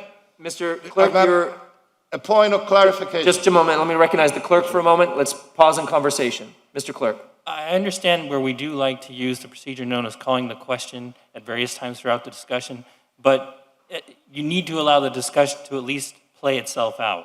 And then, once everyone has had an opportunity to speak, then it would be appropriate to make a motion or even just the statement of calling the question. But I believe that there is still some discussion. A clarification then. But You're speak- recognized. Speak once, not 6 times, right? So we had a lot of debate back and forth. The question becomes that, when are you appropriate to, when is it appropriate to call the question? 'Cause The most prudent it's method. been used about 4 times today, so I'm curious to know what your interpretation is of that. The most prudent method would be to limit the time left. So what the course. chair could do, instead of just cutting off debate when someone's in the middle of, discussing their position. Correct. What the chair could do is simply say, I'm going to allot each commissioner 2 minutes, 3 minutes. So that we can conclude the discussion and then vote on the item. So I just wanted to clarify. That's correct. Point of clarification also. Can you call a question while the other commissioner is speaking? They could call it, but I don't have to recognize it. But I think that you shouldn't call a question when somebody's speaking, when your turn is, when you're. It's just, for me, it's You just a can have matter it, of But I don't decorum. want to get into that. Yeah. I'm just going to clarify that our silence during that, that nobody says anything about the veto because according to our attorney, and it was moot because it was not the authority of the mayor to veto that, and since it was moot, nobody said anything about it. Well, that was your reason for silence. My reason was actually to agree with the mayor on his veto. Okay, I know you agree with him. So, and back to the calling of the question, I don't mean to disrespect your calling of the question, but there may be a moment where one commissioner is just waiting for the debate to die down for them to actually weigh in their point, and I don't want to disallow that. But when we do start repeating ourselves, that's the time when we do get antsy and want to call the question. I want to respect that as well. So I will do my best to give everyone a fair shot to be heard.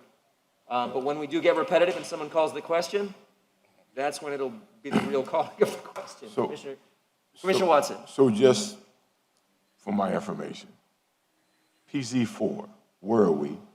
A motion- PZ4 has passed. Okay. A motion by Commissioner Reyes, and then a withdrawal. Where are we? No. So PZ4 passed completely. Okay. This is on PI7, the mayor's pocket item requesting a withdrawal of the appeal where a judge may weigh in on whether or not the mayor can veto on this type of item. But then my question is, Commissioner Reyes then at that time made a motion, and then he withdrew it. He withdrew it. Okay.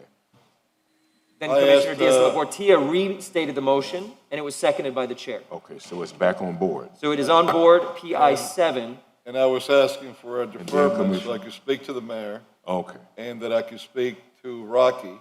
okay. I'm not necessarily against this. I might very well vote for it, but this just came up. I need to get more information to see how wide it is. Ms. Rocky is and- kind of confusing. Yeah. So to I don't know how clarify much the is helpful. score, you've got 2 people who are not ready to vote on this direction Three. to withdraw the appeal, 2 that are, and you are the swing vote in the moment. 3, So you would like to vote now? no, No, right. you would like to vote now. I would not like to vote now. Got it. So you will be siding with Commissioner Croy on a deferral of the item to April 22nd. Yes. Does the mover withdraw I'll withdraw his the motion? Yes. Motion withdrawn. Motion to defer to April 22nd. Motion to defer. And second, and further discussion or statement. This in no way means that I will vote against the request of the mayor. I'm trying to get wider clarification because this goes way beyond this commission, this mayor. This goes into many future commissions and mayors. And I'm trying to get clarification as to just how wide would this decision mean. Now, I did hear something from her that, we all heard that I'll discuss with her then, and then the mayor also. But all that I'm asking is, and she established that no one is going to be put in peril if we bring this back in the 22nd, because we have until, I think, the first week of May before we have to do the final brief. So, anyway. And also the bigger question, which is, I guess what I was trying to understand, is I don't want anybody's one issue to hinge on something that's a bigger and broader issue. And the broader issue is what Commissioner Reyes is saying. What's the extent of the veto issue? And that's something, Mr. Chair, Acting Chair, that you're now saying we have to ask that in a different way for someone to determine that, right? We have to. I think if we actually ask for a broader declaratory action from the judge, we'll get a fuller decision on the veto powers of the mayor under our charter. Versus now some one particular issue and how it's affected that. Personally, I'm happy with us deciding that, but I see what you're trying to establish, and I respect it. Yep. That's fine for the Well, future. no, you're right. I mean, if he vetoes, it's kind of stipulated. It's 4/5, it's override or whatever. So, but if someone needs to have it now done from a legal perspective, so be it. Right. All right. So there's a motion and a second to defer the item to April 22nd. All in favor say aye. Aye. Any opposed? Motion passes. Thank you very much, Rocky. Thank you, sirs. Have a great day. You're on the Bye-bye. payroll until the 22nd at least, Rocky. We'll work hard in between. Thank you. Bye. Make sure you brief every single one of us on the consequences on what we're trying to achieve. Yes, and I will also address Chairman Russell's idea of the declaratory judgment because that's a very unique remedy, and I think we need to understand whether or not it is viable in the absence of a concrete dispute like the one that's presently before the commission. Well, that's a valid idea he brought up. Yeah, it's not a bad We might need to consider. I agree with Commissioner Carroll. Vice Chair Russell? Russell's suggestion and idea, it's not bad. I mean, Vice Chair Russell? Who is, yes, Mr. Leal. I want to mention something that we have not necessarily addressed. Could you introduce yourself just? Yes, of course. My name is Eddie Leal. I am a staff member at the Mayor Suarez, and he's asked me to present on this item. And I've been overhearing and hearing the conversation. And one of the items that, because of this commission approved the settlement, PC4, having a potential decision at the appellate level, which is what's currently pending and what we're seeking a dismissal, will render potentially the appeal moot because there's a settlement already in place that the commission has approved. So if you are planning on deferring this, and I understand that there's been a vote that has been taken on that issue, you might want to reconsider dismiss the approval of PC4 because the case in controversy has been resolved by action of this commission regarding the second reading of the uncodified ordinance. So in order for you to have an actual case in controversy, you might want to reconsider that. Now, the case has been resolved. I know that the will of the commission on that item, so that's why we feel comfortable that down the line, as it's been suggested, there could be a declaratory judgment to address the power of the mayor to exercise its veto. But as it stands here today, because you've approved PC4 and you've deferred this item, you're now letting the case where there is no case in controversy and the court will likely dismiss. Commissioner, if I might have some time with you today, and we can maybe bring this item in the afternoon, I'll make myself available at any point, and I know the mayor, and I spoke with your chief of staff, Commissioner Carollo, that we will be happy to share this in as much detail as you would like. So I'm available. We can maybe address it in the afternoon. I'm hoping that we finish without Before having lunch. to come back. We're planning to work through. We're not planning to come back after lunch. But look, Understood. I think you heard the statements that I made. I don't see the urgency if we bring it back on the 22nd. That's it.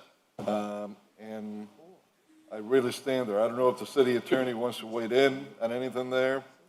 That's, you know, At the end of the day, this is your decision, but I disagree, unfortunately, with Mr. Leal, because even though the discrete case and controversy of this case is resolved, this is capable of repetition, and Judge Hansman's order was very expansive. Basically, he's saying that any settlement that you pass can be vetoed if it has a little nexus to anything having to do with real estate. He didn't limit it to zoning, he didn't limit it to land use, so it's a quite expansive order. But at the end of the day, this is your decision, but it does have ramifications. It's capable of being repeated, and that's why it could still be appealed. I will tell you that the court could decide and agree with Mr. Leal that, oh, you know, you resolve this case, let's see if it comes back, but I think it's still worth a try. But the question is, if the judge on the appeal reverses the appeal, does that render our settlement invalid? No, we would only be dealing with the discrete issue of. Got it. So the veto. settlement would hold, the Right. ordinance would hold, we Right. wouldn't lose anything. It would just be the veto. Got it. Mr. Leal, you have time between now and April 22nd to work with each commissioner. And then when this comes back, there's still time before it goes back to the judge. So I think you have sufficient ability. But we have already voted on the deferral. And as if I might add, it will give us time, more time ourselves, to get more informed and to meet and get briefed by Rocky and by our city attorney, and any questions that we have, then we can get the answers. Yeah. Yes. But from a procedural perspective, if there is a veto in the future, I will be asking this commission, if I'm chairing in the moment, to actually weigh in. And by silence, I will be stating that the veto is not overridden, which will mean the veto stands. So if we believe that it is an inappropriate veto, not because of substance, but because of the legality of the veto, in that case, we should override it, in my opinion.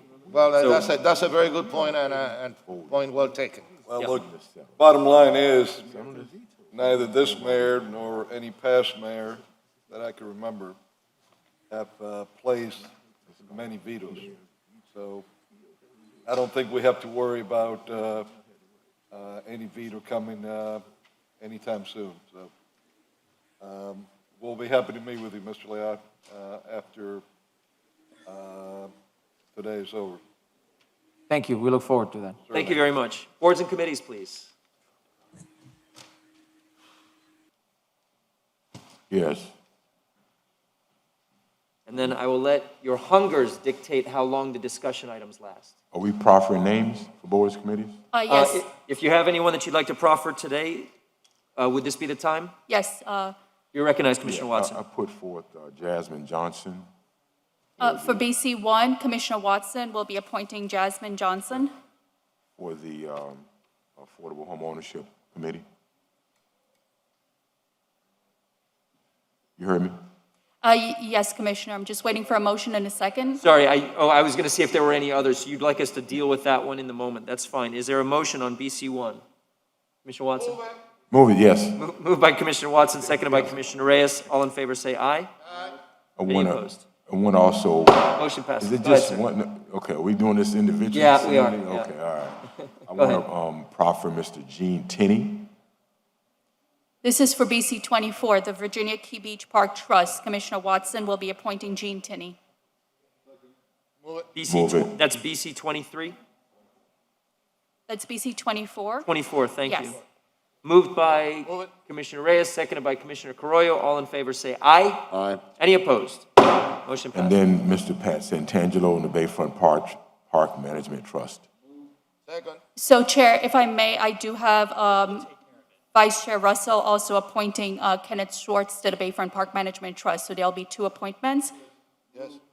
Second. Thank you. Moved by Commissioner Carollo, seconded by Commissioner Reyes. All in favor say aye. Aye. Any opposed? Motion passes. BC 6, the Climate Resilience Committee, Commissioner Watson will be appointing Nkosi Muse in the Advocate for Low-Income Communities category. Second. Moved by Commissioner Carollo, seconded by Commissioner Reyes. All in favor say aye. Aye. Any opposed? Motion passes. BC 8, the Code Enforcement Board, Commissioner Carollo will be appointing Maritza Barrios as an at-large appointee. Second. Moved by Commissioner Carollo, seconded by Commissioner Reyes. All in favor say aye. Aye. Any opposed? Motion passes. BC 15, the Little Haiti Revitalization Trust, City Manager Noriega will be appointing Alyssa Zapata. Second. Moved by Commissioner Carollo, seconded by Commissioner Reyes. All in favor say aye. Aye. Any opposed? Motion passes. And BC 20, the Miami Technology Council, Mayor Suarez will be appointing Nir Shoshani to the Community and Real Estate Development category. Mayor Suarez has also nominated Ed Patrikoff as an at-large appointee and is seeking the commission approval on that nomination. Which board is that? This is the Miami Technology Council. Technology Council. Yes. Thank you. Moved by Commissioner Carollo, seconded by Commissioner Reyes. All in favor say aye. Aye. Motion passes. Those are all the appointments I have, Commission. Thank you very much. Thank you very much. You are very welcome. Mr. Manager, DI1, discussion regarding the status of legislative session. I know that everybody received their update this week. There are a couple of appropriation items.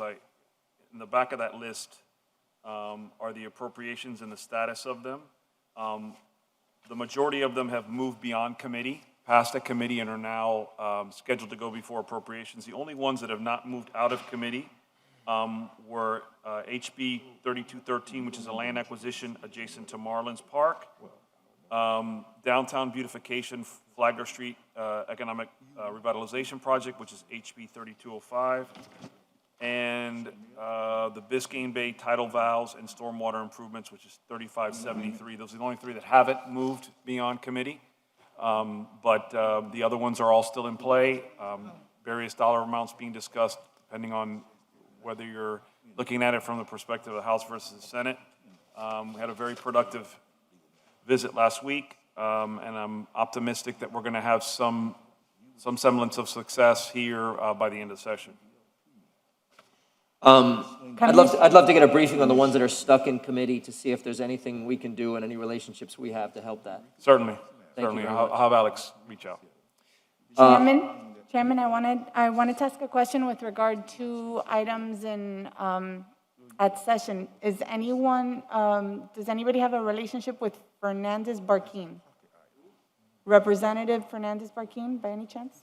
Yeah, we have a number of our team that's close to him. He's Okay, actually, so I'll follow up with both of you. on Yeah. that. Thank you. we also have Yes, Jose Fuentes here, who's, part of our I group. can, I don't know if he wants to, if he can pop out and say a few words if you have any questions for us. I will try to reach out to him, and I wanna, now that we are we are talking about our what we are doing at the state level and how our requests are moving forward.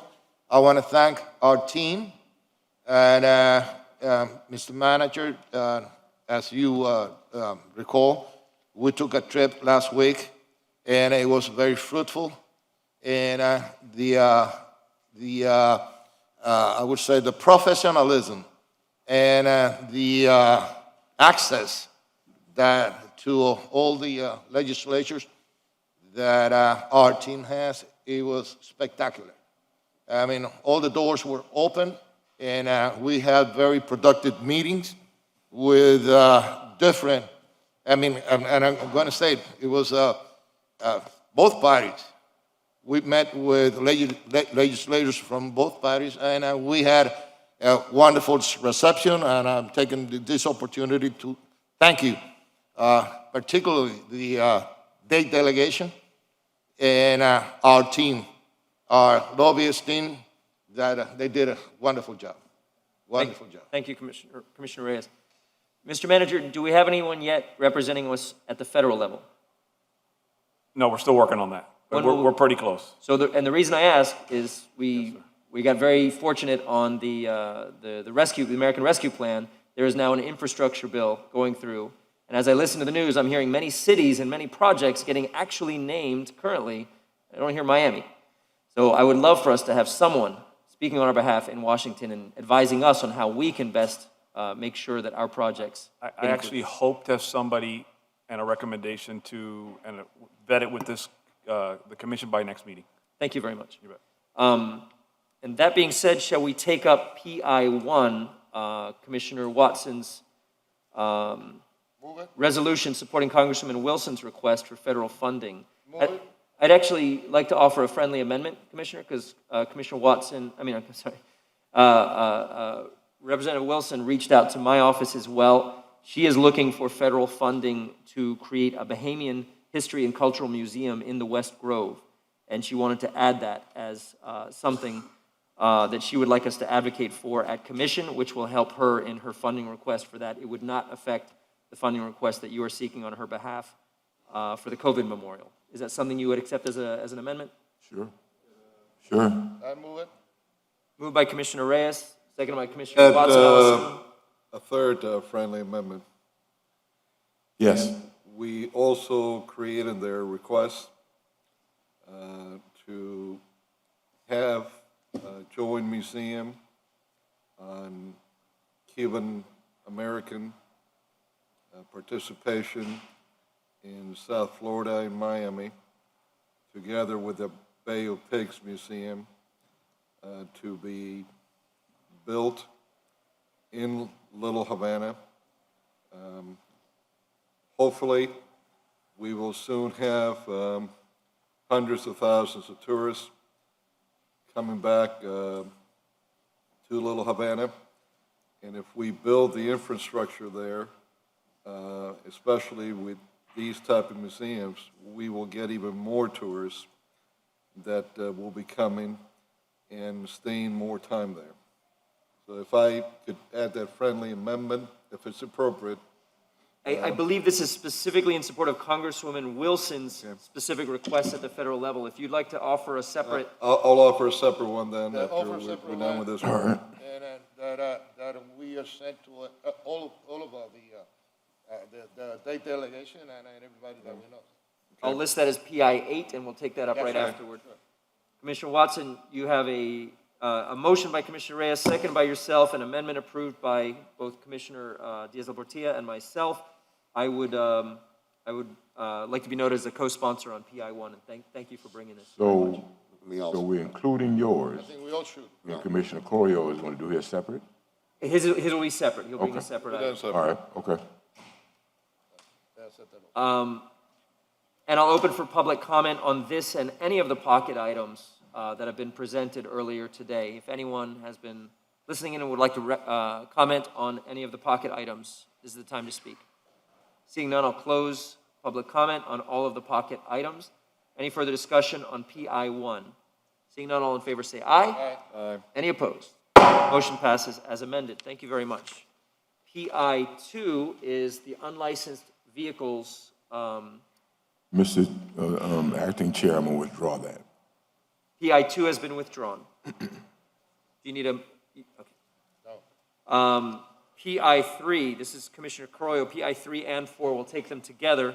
Per diem fines and direction to the manager to take action on violations. Okay. Move it. I haven't seen it yet, honestly. Hold on. Madam City Attorney, could you read it, please? For PI3, it's an ordinance of the Miami City Commission by a 4/5 affirmative vote, amending Chapter 2, Article 10, Sections 2-814 of the City Code of Miami, Florida, as amended, titled Administration, Code Enforcement, Enforcement Procedures, and Section 2-817 of the Code of the City of Miami, Florida, as amended, titled Administration, Code Enforcement, Administrative Costs, Fines, Liens, to provide for irreparable and irreversible violation fines for all offenders for non-homestead commercial properties, and 1,000 per diem fine for first-time violators, or 5,000 per diem fine for repeat violators for alcohol-related offenses, containing a severability clause and providing for an immediate effective date. Basically, for Florida statutes allows when property goes to code enforcement, it could be up to $250 per day for a first offender, up to $500 per day for repeat violators. That's the regular statute for code enforcement. If a city with more than 50,000 residents passed by a 4/5 affirmative vote, certain violations to have higher fines, those fines can be up to $1,000 per day for first-time violators, or up to $5,000 per day for repeat violators until they come into compliance. If for some reason they came into compliance right away, but they did not, were basically cheating the city, and it just happened and it stopped, there could be a one-time fine for $15,000 because it's irreparable and irreversible. So that is what this ordinance does, that it allows for violations of our Chapter 4 of the City Code for alcoholic beverages, for that to be one of these types of violations that can have these enhanced penalties. For the commission's edification, and you all know, but murals are treated this way as well, and tree violations are treated this way as well. These are other violations that this commission has sought fit to treat with enhanced penalties. You recognize Commissioner Croy. Thank you. Basically, from my district to Wynwood to all our districts, we have had, at one time or another, alcohol establishments that open in varied degrees without getting any kind of permits, not having CUs, not having BTRs, and in many cases, not even having alcohol license or false alcohol license, like I pointed out one Valentine's Day here in this commission, and something that happened in my district. So when you have establishments like this that are operating, so you get an idea of what is happening. They get 150, 200 people. They could make easily 20, 25,000 a night. Sometimes much more if they get 300, 400, 500 people. They could go over 50,000 a night. If you're only going to charge them $500 ticket, it's almost, a joke. It's like a tip they're giving us from what they make. At least here, we're going to have the ability to maybe find them a whole full day of profit, or maybe a day and a half of profit. It's still nowhere near what it should be, but it's the best that we could do under the state statutes that we have to abide by. Certainly much better than what we have now. Yes, sir. I move it. Moved by Commissioner Reyes. Second. Seconded by Commissioner Diaz-Labortia. Is there any further discussion on the dais? Commissioners, I just wanted to point out, this is first reading today, but it will be an advertised second reading for 4/22, so you'll have more time to discuss it. Also, I am not sure right now if this is something that will only go to the Code Enforcement Board versus Code Enforcement Board or Special Masters. That may be changed between first and second, but I'm telling you now so everybody's on notice. The commissioner still needs to think about that, I think. Well, this commission has taken a position that the Code Enforcement Board will hear all commercial, non-residential homesteaded properties. So that's why we wrote it this way. Okay, so we may have to clarify that between first and second to be consistent with the Yes. other ones. I just wasn't, we weren't able to do that right Yes. now. And Commissioner Croyo, I had intended for this motion to be for both PI 3 and 4. Do you have anything to state regarding PI 4 with?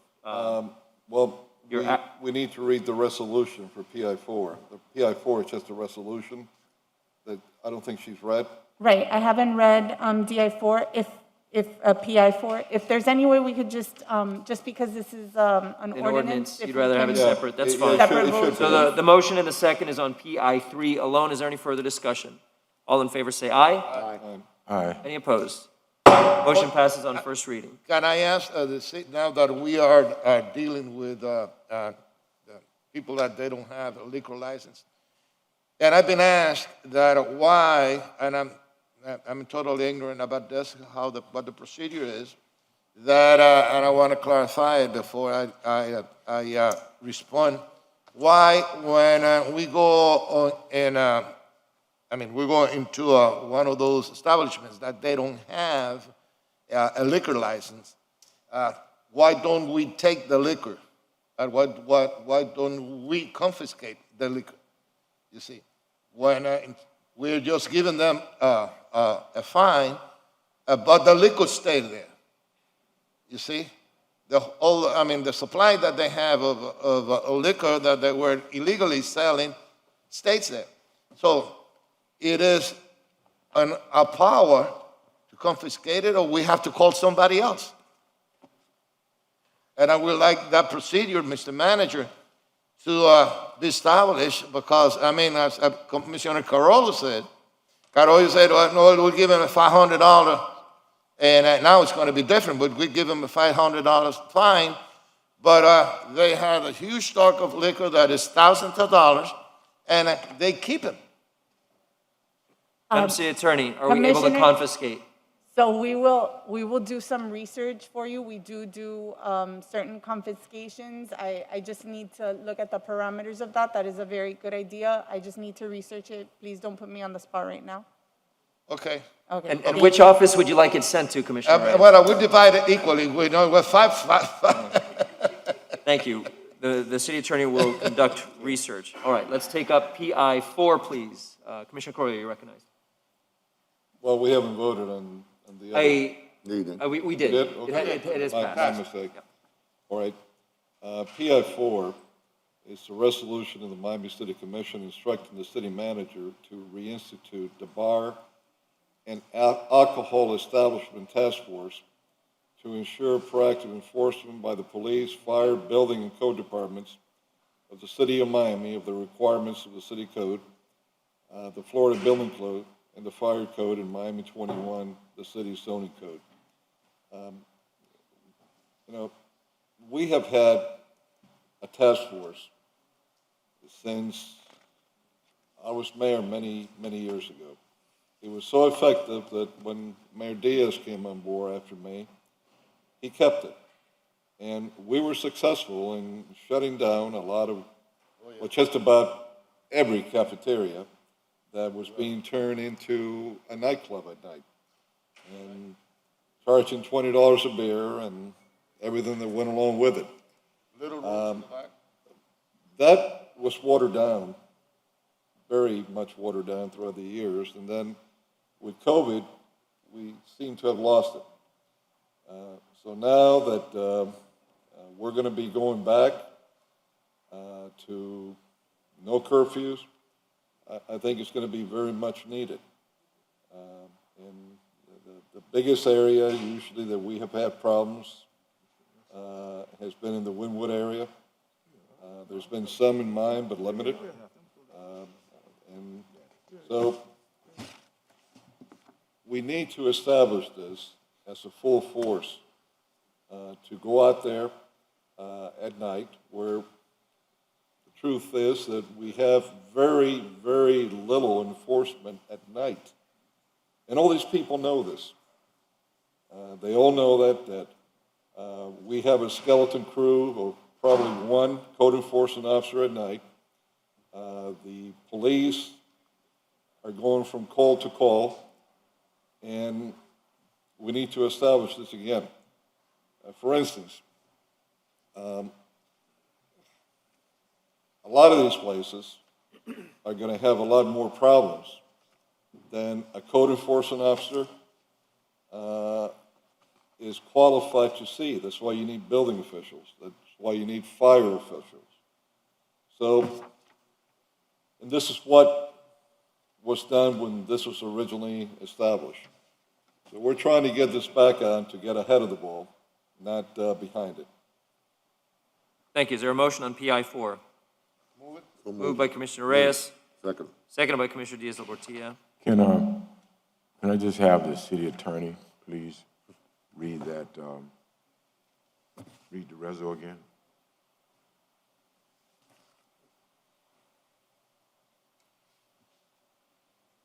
The resolution that is being voted on is a resolution of the Miami City Commission directing the city manager to reinstitute the Bar and Alcohol Establishment Task Force to ensure proactive enforcement by the police, fire, building, and code departments of the city of Miami, the requirements of the city code, the Florida Building Code, and the Fire Code, and Miami 21, the city's zoning code. So basically, all the disciplines go out and do the proper checks of alcohol establishments at night with all the disciplines. And it's been done pretty much for 20 years, but sometimes more than others. And this is being directed for that to be done more often now. Okay. Mr. Manager, what's the status of our hunt for a code director? Say again, sorry. Do we have a director of the code compliance department? Actually, they're meeting today to establish the interview group today, so they'll be doing interviews over the next week. This ain't going to be like the police interview group, right?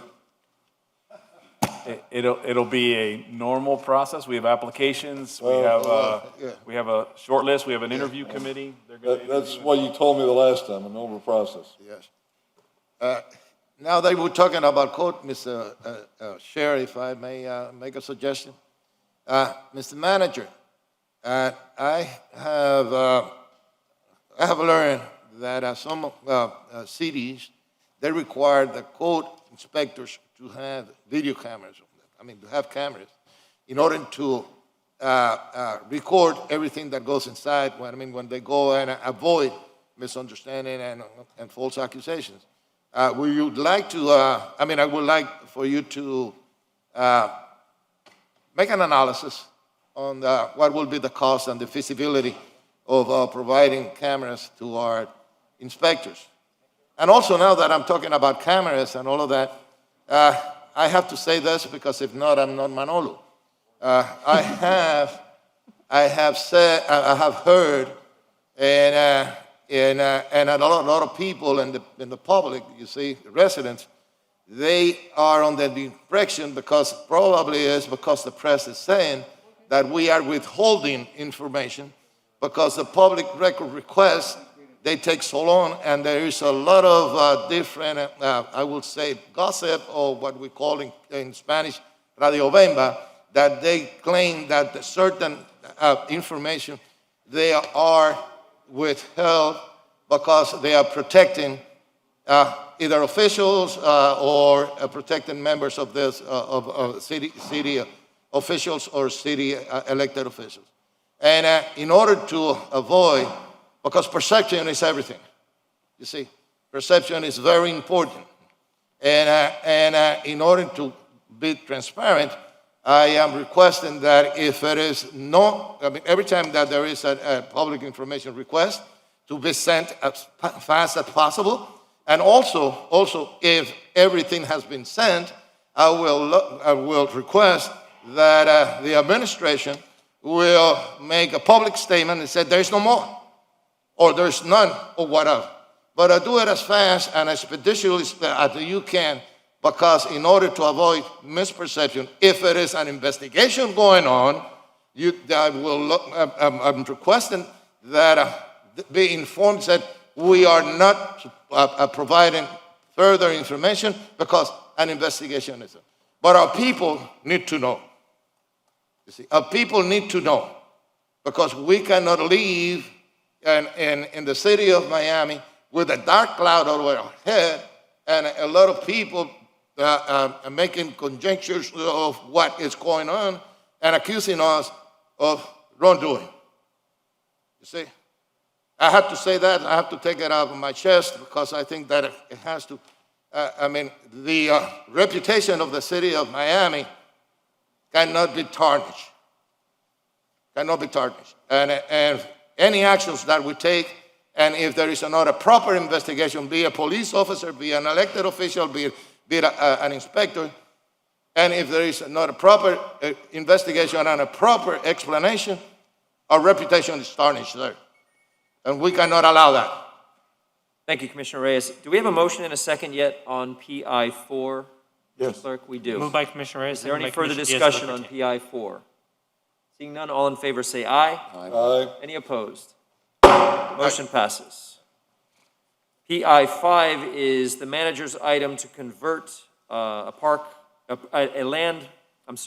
financial allocation of land purchased for park space to affordable housing. Am I correct? Yes, sir. Thank you. Is there a motion on PI 5? So moved. Moved by Commissioner Diaz-Labortia, Second. seconded by Commissioner Reyes. Is there any further discussion on the dais? Hearing none, all in favor say aye. Aye. Any opposed? Motion passes on PI 5. Mr. Chairman, Yes, you're recognized. let me go back to something, I guess, Yes. because Ms. Rocky confuses me thoroughly, some instances, and sometimes short explanations does not belie the complexity of the information we get. I want to move on a motion to reconsider on the mayor's pocket item, P6. And the reason I want to do that is twofold. One, we've already voted to move on from this, one. And two, it's an understanding that we wanted to do that, and now we bring it back by appealing something that does not do that. So I asked just now for my own, I guess I'll lean on Commissioner Reyes if, we don't want to limit debate, but we do sometimes, and sometimes the more questions you ask, you get a better understanding. It was taken out of order, probably it should not have been, but it was. And so I want to make sure that I make a motion to, one, accept what we already voted on, which we voted on 2 weeks ago, and two, dismiss the appeal that we're going to do now and continue something that we already dispensed with. So if I can clarify, that is a motion to reconsider the deferral of PI 7. Commissioner, Yes. if I may ask, since we were following a procedure of items, can we leave that towards the end? I mean, I have no problem with the reconsideration. Yes. But if we could leave it at the end? Yes. So we could get by with a few other items? Yes. Hopefully, we could leave here Yes. this morning and early afternoon and not have to come back? That's fine. Okay, thank you. Motion withdrawn for the moment. We'll take up item PI 6. This is the, I'm sorry, we already did this one. This was with regard to the zoning affordability analysis. We already moved on that one. PI 7 is the mayor's appeal. PI 8 is Commissioner Carollo Rezo seeking federal funding for Cuban Museum. Is that correct? That's correct. The same So motion moved. that you proffered for the Grove Museum will be the same motion that I'm proffering for Cuban American Museum together with Brigade 2506 Museum in Little Havana. Would you like that transmitted to any particular congressional representatives who can carry that for us? That should be sent to all our congressional representatives and our 2 U.S. senators. Agreed. It's been moved by Commissioner Watson, Second. seconded by Commissioner Reyes. Is it clear Chairman? for the city attorney? Matter of fact, that we'd like to co-sponsor that. Madam City Attorney? I just wanted to clarify, we're seeking funding for the Cuban Museum from the federal government? Yes, Okay. Cuban Museum along with a museum for the Brigade 2506. Bay of Pigs. Bay of Pigs. And besides our 2 U.S. senators, if it could be a copy sent to Senator Bob Menendez of New Jersey and Congressman Ciros of New Jersey And also Ted Cruz. and Senator Ted Cruz Ted Cruz. of And Texas. all the Cuban-American Well, members of the House. yeah, the one should be sent to the mayor's cousin. And I believe there was a new congresswoman out of New York that while she has a Greek last name, she's part Cuban. Her mother is Cuban. So we'll get that for you also, Mr. Clerk. And I don't know if we opened for public input on this one. We have. Well, Okay. we didn't open, did we open up in the other one? We did for all of the pocket items at once. Okay, Okay. all right. But if anyone's here, seeing none, we'll close public comment. Mr. Chair, Yes, you're recognized. I have a question. I think you asked or brought it up. And the process is moving, American Relief, whatever it is. American Rescue Plan. And if you're hearing names, Mr. Manager, need you to hear this, Mr. Manager. Mr. Manager? Mr. Manager? If you're hearing city names getting funds, we were supposed to have some kind of session for legislative priorities. I think we know what those are. We need to get that to you so that you can resolve, so we can get our Washington wheels running. Otherwise, we'll get left out of the deal. So, I mean, I think we know what those items are, district-wise: resiliency, infrastructure, housing, and more housing, crime prevention, and what have you, right? So to the extent we can move and make sure we get the monies we're supposed to get, we should do that as swiftly as possible. Thank you. At the moment, we're under PI 8. Do we have a motion and a second? We do. Is there any further discussion on PI 8? Seeing none, all in favor say aye. Aye. Any opposed? Motion passes on PI 8. The last remaining pocket item was the request for reconsideration. Would you like? No, you had discussions. Okay, we can come back to this But, one after the- that. The manager has some input for us finally. So, Fair enough. We'll take up DI 3, discussion unreimbursed grant expenditures. Mr. Manager.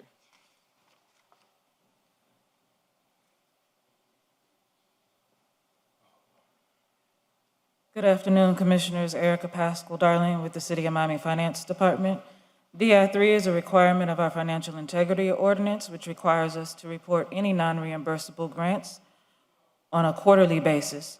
For the quarter ending December 31st, 2020, we do not have any expenditures that were deemed non-reimbursable by the grantors. You have any questions? Thank you. thank you. Thank you very much. That concludes DI 3. DI 4 is the discussion of the Transit Alliance Better Bus Project, which was hereby indefinite deferral. Is that correct? That's why it's on our agenda, correct?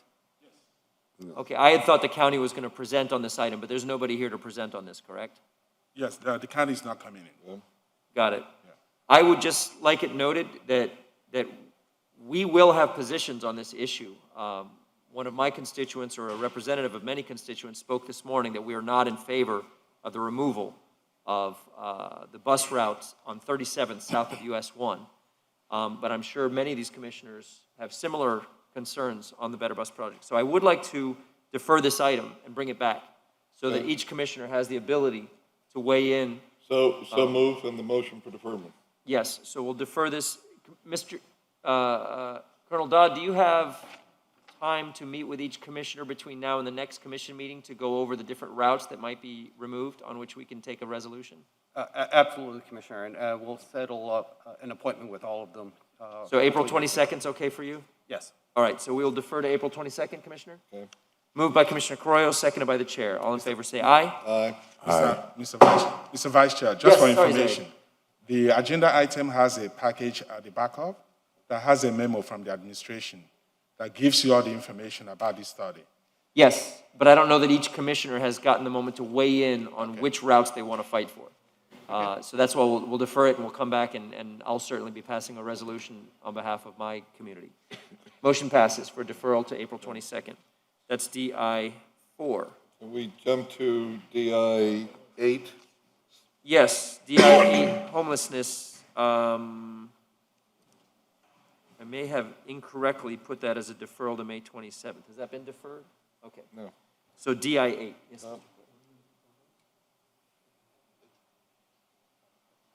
Okay. For DI 8, could the host please promote William Porro to on the Zoom so he can interact with the commission, please? Yeah, unfortunately, Mr. Poro's in quarantine, so he's. But he can, Yeah, he's on the Zoom. He's gonna be on by. Okay, Well, that's great. let me say this on the record, that after numerous meetings that I had to be bringing up the homeless situation, not just citywide, but in my district.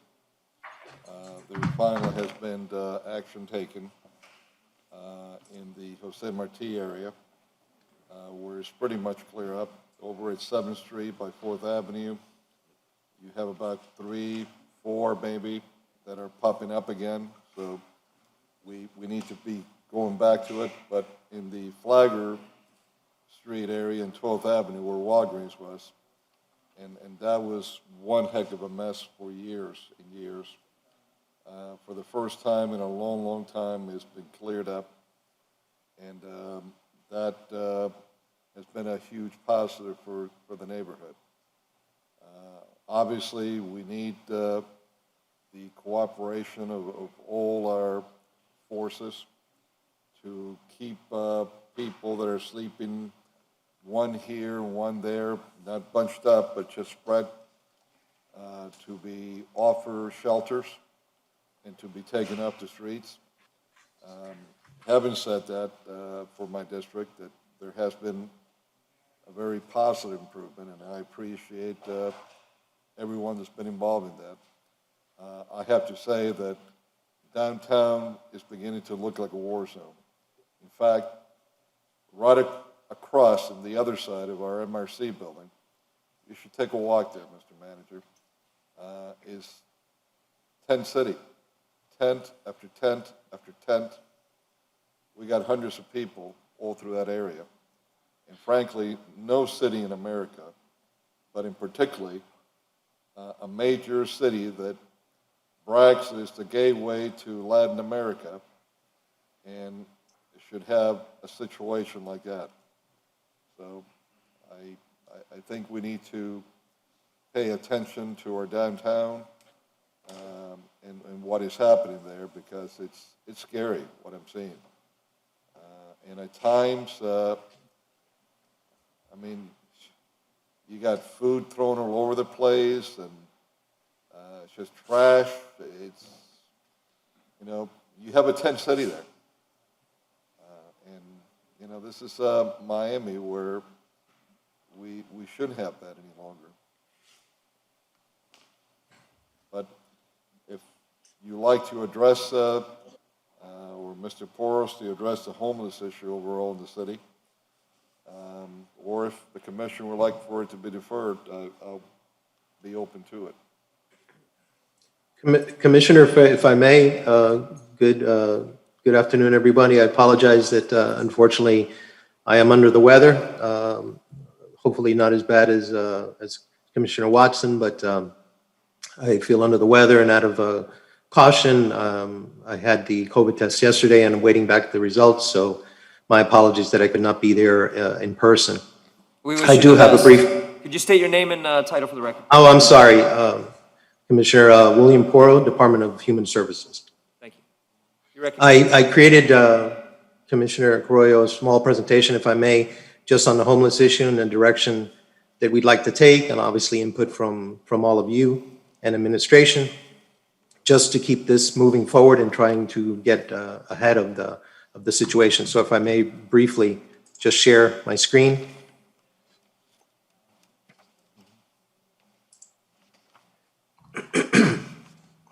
Let's see if this is the one here. My apologies.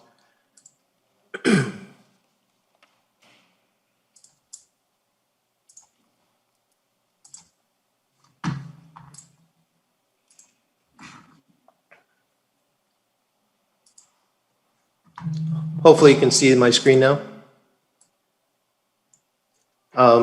Just the purpose of this presentation is just to bring administration and you, the elected officials, up to date in terms of the efforts and the direction that have been taken to have a positive effect on the homeless cleanup in the city. But I am obviously a novice compared to some of the veterans that we have doing this. So I've asked Mr. David Roseman, and I don't know if Sergio Torres is also there as well and present, just if there's any getting into the weeds and you want to discuss something more in detail, they're there that hopefully will clear up any situation. We basically have two goals in this effort, and is to really improve the coordination to what you just mentioned, Commissioner Carollo, the integration and also the frequency among key departments, because it's not a Department of Human Services alone. We're a portion of it, but it takes a whole group of individuals to do this in the proper way. We also, as a goal, is we want to reduce the unsheltered homeless that are living in our streets. I mean, that is the overall goal. And unbeknownst to many, the second goal should not be a shock to anybody, which is we truly do want to give the individuals a dignified, humane assistance to referring them to the established continuum of care, which has been around for quite a long time and has helped keep the number as low as it is, but we can always do better. And this obviously includes housing and shelter when appropriate. Just in sake of in terms of, for all of us in terms of definition, I'd like to, and again, me being new to this is three things. One is what an encampment is, what is considered a hotspot, and also what is a person that is shelter resistant. The number of, in terms of an encampment, is 10 or more. It can be 8 or 9. It really doesn't matter. It depends on a variety of different factors, but it's basically a group of individuals that are living in close proximity to one another in an obviously visible location. So that what we consider an encampment. A hotspot is, from my sense of view, is just considered a location that has a recurring issue in terms of the homeless, such as a previous encampment, illegal dumping, an overall solid waste nuisance. And obviously, if it's left unchecked, this can become an encampment and also turn into a public health hazard. And then thirdly, those that are shelter resistant, the population and the individuals that we see on the street day in and day out are the individuals that refuse offers of shelter in general sense and are referred to as shelter resistance. And they're the most prevalent in terms of what they suffer with is mental health and drug addiction or substance abuse. We've been trying to focus basically, commissioners, on three things. And Commissioner Carollo hit it on the head, is just improve coordination. It takes a variety of departments to do this, from parks to Miami PD to our homeless outreach, our neighborhood service centers, NROs, Camilla's house. I mean, we can go on. And obviously, the group of individuals that are actually assigned to each one of our offices and yours in terms of waste collection. The maintenance trash routes, in other words, to improve coordination, we want to assign waste collectors that are ready, willing, and able to be able to do this in a more consistent and frequent basis. And these resources need to work both collectively and separately to be able to bring resources to bear if the need arises in a particular situation. Also, hazardous locations in terms of hotspots and waste collection. Obviously, if it's left unchecked, as I mentioned previously, it'll accumulate garbage, which we've seen in some emails, and it leads to unsanitary conditions for the people that are even living there, and obviously the residents and businesses around the area. And as we've noticed when it really got bad in 2018, I believe, where we had needles and a bunch of other things and illicit activities and so forth, which we wanted to obviously prevent. We want to improve integration. In speaking with Miami PD, they were more than generous to be able to see how we can improve the efforts of our outreach team and be able to track the individuals more closely, gather more data, And we want to improve the data collection and responsiveness of our outreach specialists. And this proposes issuing homeless outreach personnel Harris radios and integrating them into the computer-aided dispatch system with the police, which I don't believe happens right now. It's in a different way. So we want to be able to streamline that as well. And finally, we want to improve the frequency, obviously. This in a haphazard way or only when individuals or businesses or someone calls that there's a trash pickup. So we need to increase the frequency of maintenance of the cleanup. And we can do this with existing personnel. I can't speak for my colleague in solid waste, but I know that they're moving mountains and doing what they can to be able to assist us in this effort. Finally, in terms of where the concentration is, again, Commissioner Carollo, you are correct. The downtown is where the majority of this, what you see on your screen, is the last count or census that I believe by law or by HUD standards, I should say, we need to do twice a year. This one, it was done in January of 2021. Excuse me. And basically the numbers show is nothing new there. It's pretty much downtown is the bulk of it. Then you have Overtown and then Little Havana and subsequently on down from there. So again, this is fluid. This is obviously not, individuals that are in Little Havana can go to Overtown and vice versa, go to Little 80. But this is the areas that primarily our cleanup efforts, excuse me, are being focused on. These are just basic, very top line cleanup data, commissioners, just of what we've done so far. Major cleanups, again, the bigger ones, we've done 23. Average in terms of placements is about 10, and really the number is low. We've had is upwards of 40 in one single encampment. So that's obviously a big help of our outreach team and also assistance with Camilla's house as well. If you see the amount of trash and garbage that is there, that's in tons, and it's 20 plus tons of garbage that we've done in these cleanups. And then again, you see the average amount of police officers. The green shirts, if I may just further clarification that on these cleanups, the larger ones, pretty much they're all there, including Mr. Torres and Mr. Roseman as well. And then the average amount of waste collectors per cleanup. These homeless locations have been, and big thanks to our solid waste individuals and colleagues, we've added others, and I can share this with you after the fact, just to be able to increase the amount of frequencies and actually have trash bins in some of these locations to be able to service it morning and evenings to, again, avoid the major cleanups. And then lastly, as we've seen in the past, a picture is worth 1,000 words. This is an amazing feat when you see the things that are done.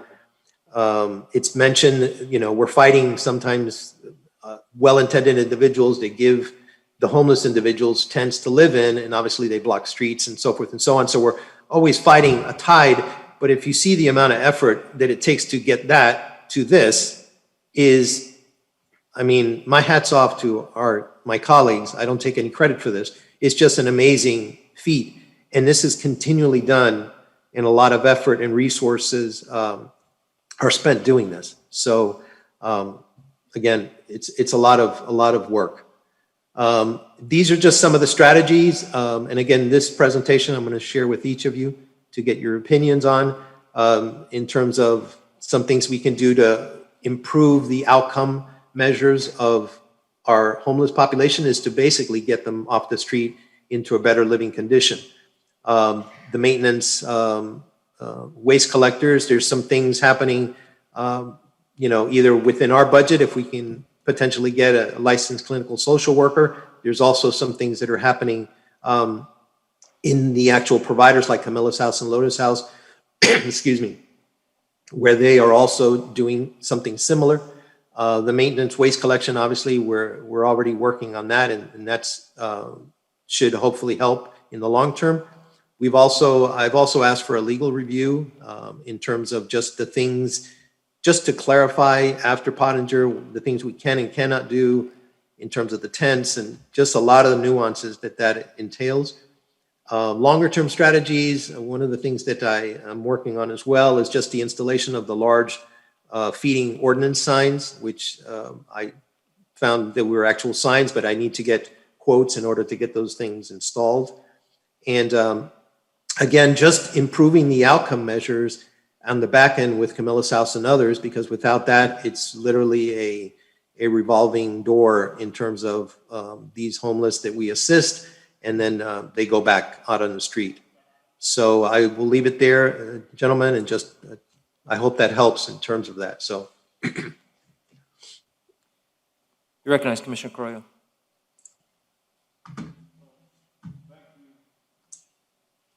Thank you for your presentation and the work that you've done in my district as of late.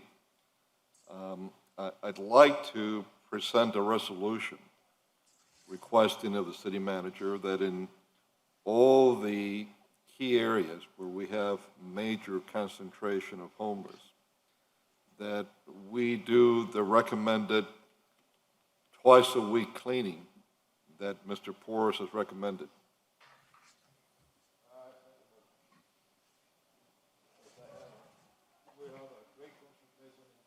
Your microphone, please. Yes, I second that motion. We have a great concentration in downtown, and although that I know that you've been working hard, and I'm glad to see that you are beginning to enforce the feeding ordinance and try to find places and try to direct the homeless into the area where we can offer support so that it is much needed, and see if we can recoup some of them and reintegrate them into society. So, but I would like to support Commissioner Carollo's motion that every one of those concentration, I mean, all places that they have high concentration, they need to be clean, because you know that we have to, and it's not all, it's a health issue also, you see, and I will support that. And congratulations, and I keep on working, man. So there's a motion and a second. Yes. Mr. Clerk and Attorney Claire on the motion. I apologize. Just a moment. Let me just get it captured. You're clear on the motion? Okay. Yes. I just want to have a quick question on Mr. Porro. Mr. Porro, good afternoon, by the way. Yes, thank you, sir. Yeah, I hope you feel better. Thank you, sir. On Northwest 14th Street, around Camilla's house in that area, you know, Camilla's house releases the homeless population to the streets at 10 in the morning, and then they have nowhere to go. How are you going to address that issue? Because they do congregate there, and I think when Commissioner Carollo was talking about some of those areas have been cleaned up in Jose Marti Park, and those areas, a lot of them have shifted over to that corridor between Camilla's house and Jackson Hospital.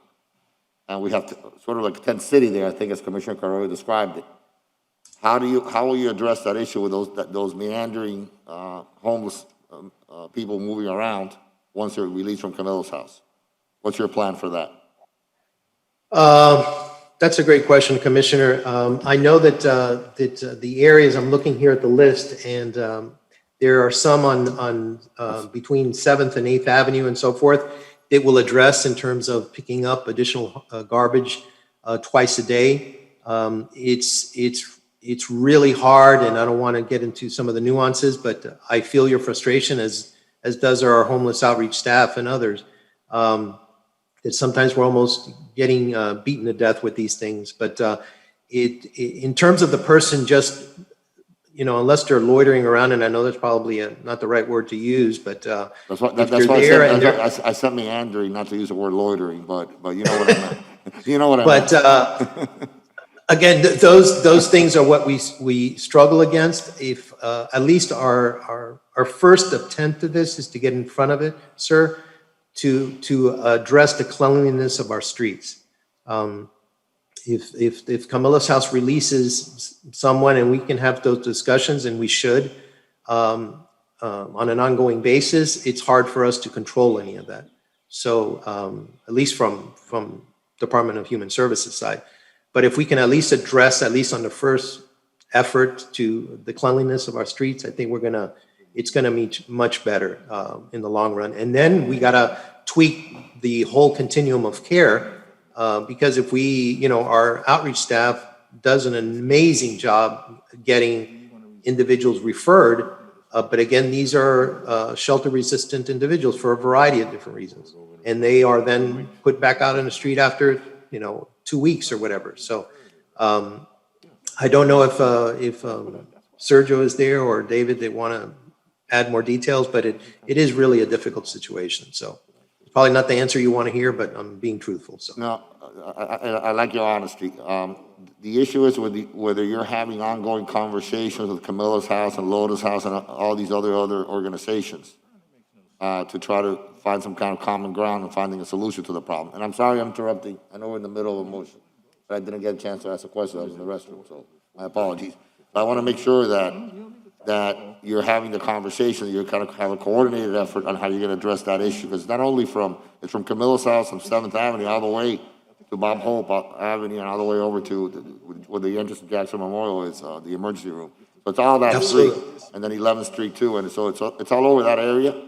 And the question is, once they're released, they've actually built an afternoon home, for lack of a better word, and then they have their night home, which is Camilla's House. So it's not that they're shelter resistant, it's that they're taken they're sent out, and then they come back in at night. So have you addressed that issue?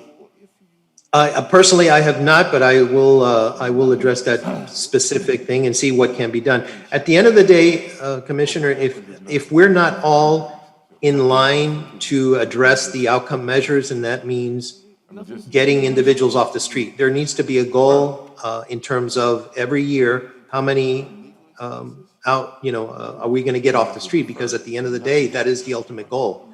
And I don't know if we're there yet in terms of all of the different components that are part of this continuum of care, which is quite large. So we will keep you posted and keep everybody in tune to that. It's going to be a long haul. We need to really address it. Thank you, sir. Perhaps I could add to this. Good afternoon, commissioners. This is one of those issues. Your name and title, please. Oh, I'm sorry. David Roseman, Department of Human Services. This is one of the major issues that the continuum of care deals with, trying to engage these individuals into productive activities, not just sleeping, eating, and taking a bath, but what do they do with the rest of their days?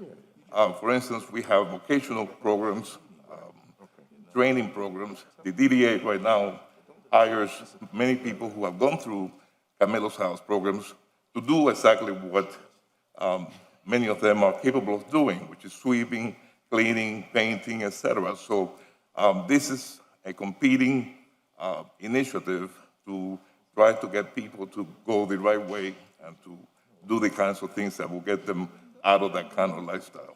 So those programs do exist. The issue is we can force them to do it, but we try to encourage them to do so and to follow a healthier lifestyle. Thank you, sir. Thank you very much. There's a motion, there's a second. Let me, You're recognized, Commissioner. Yeah, I don't want to belay this, but let me just say this. I think in view of the question asked,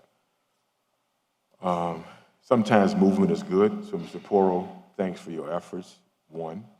2, I agree with Commissioner Carollo. Once we do something in one area, then it rolls, because I'm finding some creep somewhere as well. 3, we should at least ensure that this is done on an ongoing basis. I know there was a draft and a plan that was put forth that allowed it for a time certain, but it should be done on an ongoing basis. And so I think that's a good thing. But let me ask you a couple questions. You said in your presentation you cannot speak for your colleagues in solid waste. But if they're in a coordinated effort, why wouldn't you be able to speak for them? Or are they not in this effort? No. What I meant to say, just for clarification, Commissioner, is that I can't speak with them because speak for them in sense of resources. It takes a lot of resources that either they pull if they don't have individuals that are assigned to our offices and they don't show up, and I have to call the director of solid waste to get a truck because it's gotten out of hand. Those are resources that are taken from solid waste to do, an immediate thing that I'm requesting. So Okay, so- that's what I meant by that. All right, so thanks for the clarification. So it's going to be incumbent on us to establish some sort of financial implications, Mr. Manager, so that this effort can continue. Because we don't That just is kind of correct. legislate it, but we want to take into consideration that it's causing resources being taken away that we're not accounting for. So that's something that needs to be accounted for. Can you tell me whether or not FDOT somehow was an impediment to our efforts? You said FDOT, sir? Yeah. Have they been an impediment to what you've been trying to do? Not, I think David could speak more on about that, but no, I think on the contrary, from what I've seen personally. And They've helped us, yeah. is there any financial commitments that any of us have made and not fulfilled as it relates to being helpful in your efforts? I'm sorry, Commissioner, can you? Has there can you been rephrase? any financial commitments that any of us have made that has gone unfulfilled towards your efforts?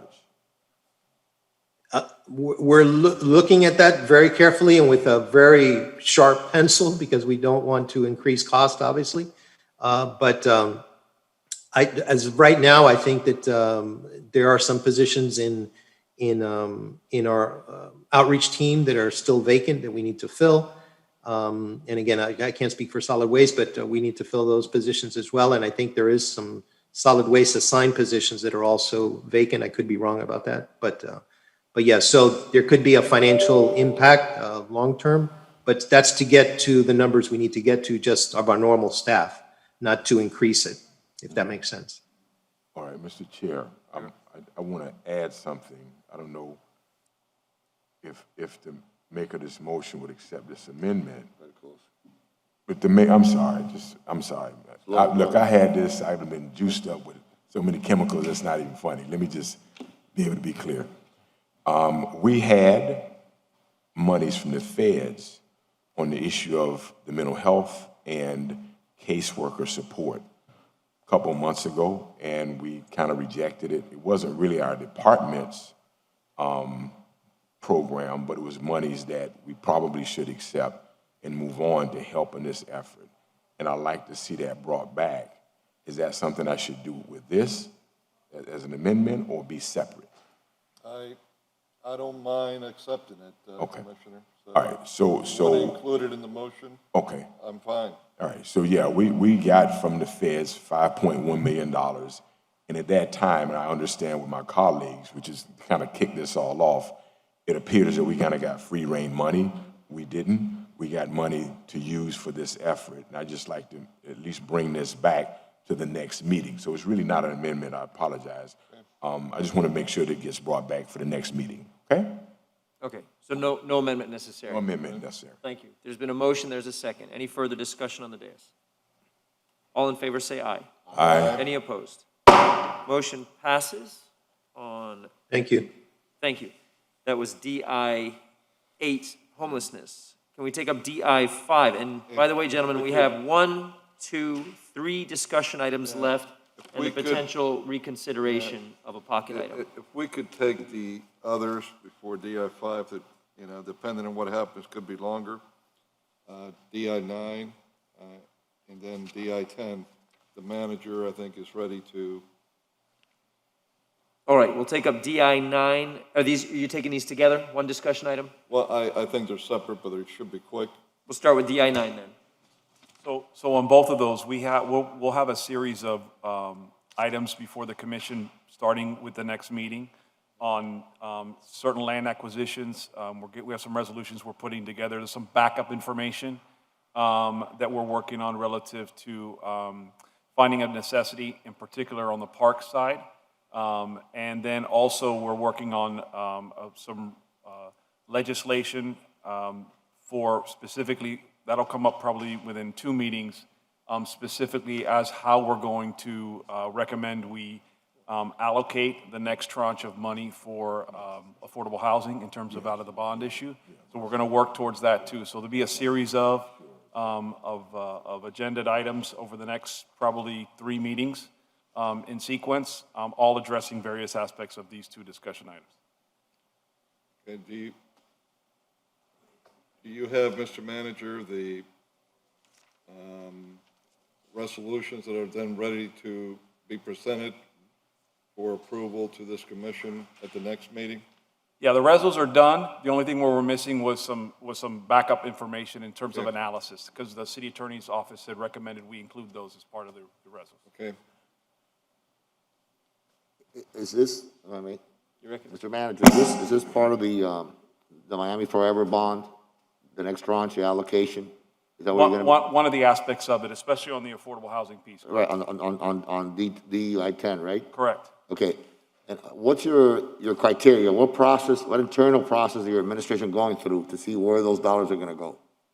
So obviously, there's different philosophies amongst each of the commissioners in terms Right. of how to spend money, specifically for these areas. So we'll be socializing with each individual commissioner, getting a sense of your priorities so that when we come back with a plan and a reso, we'll have a sense of, specifically what the priorities are. I know we also have a couple of agenda items that were originally going to be placed on this agenda for District 4 as well, on the repurposing actually of some additional original properties that were identified for parks and reallocating those also for affordable housing. I know Commissioner Watson also has some properties, infill lots that he wants to address as well.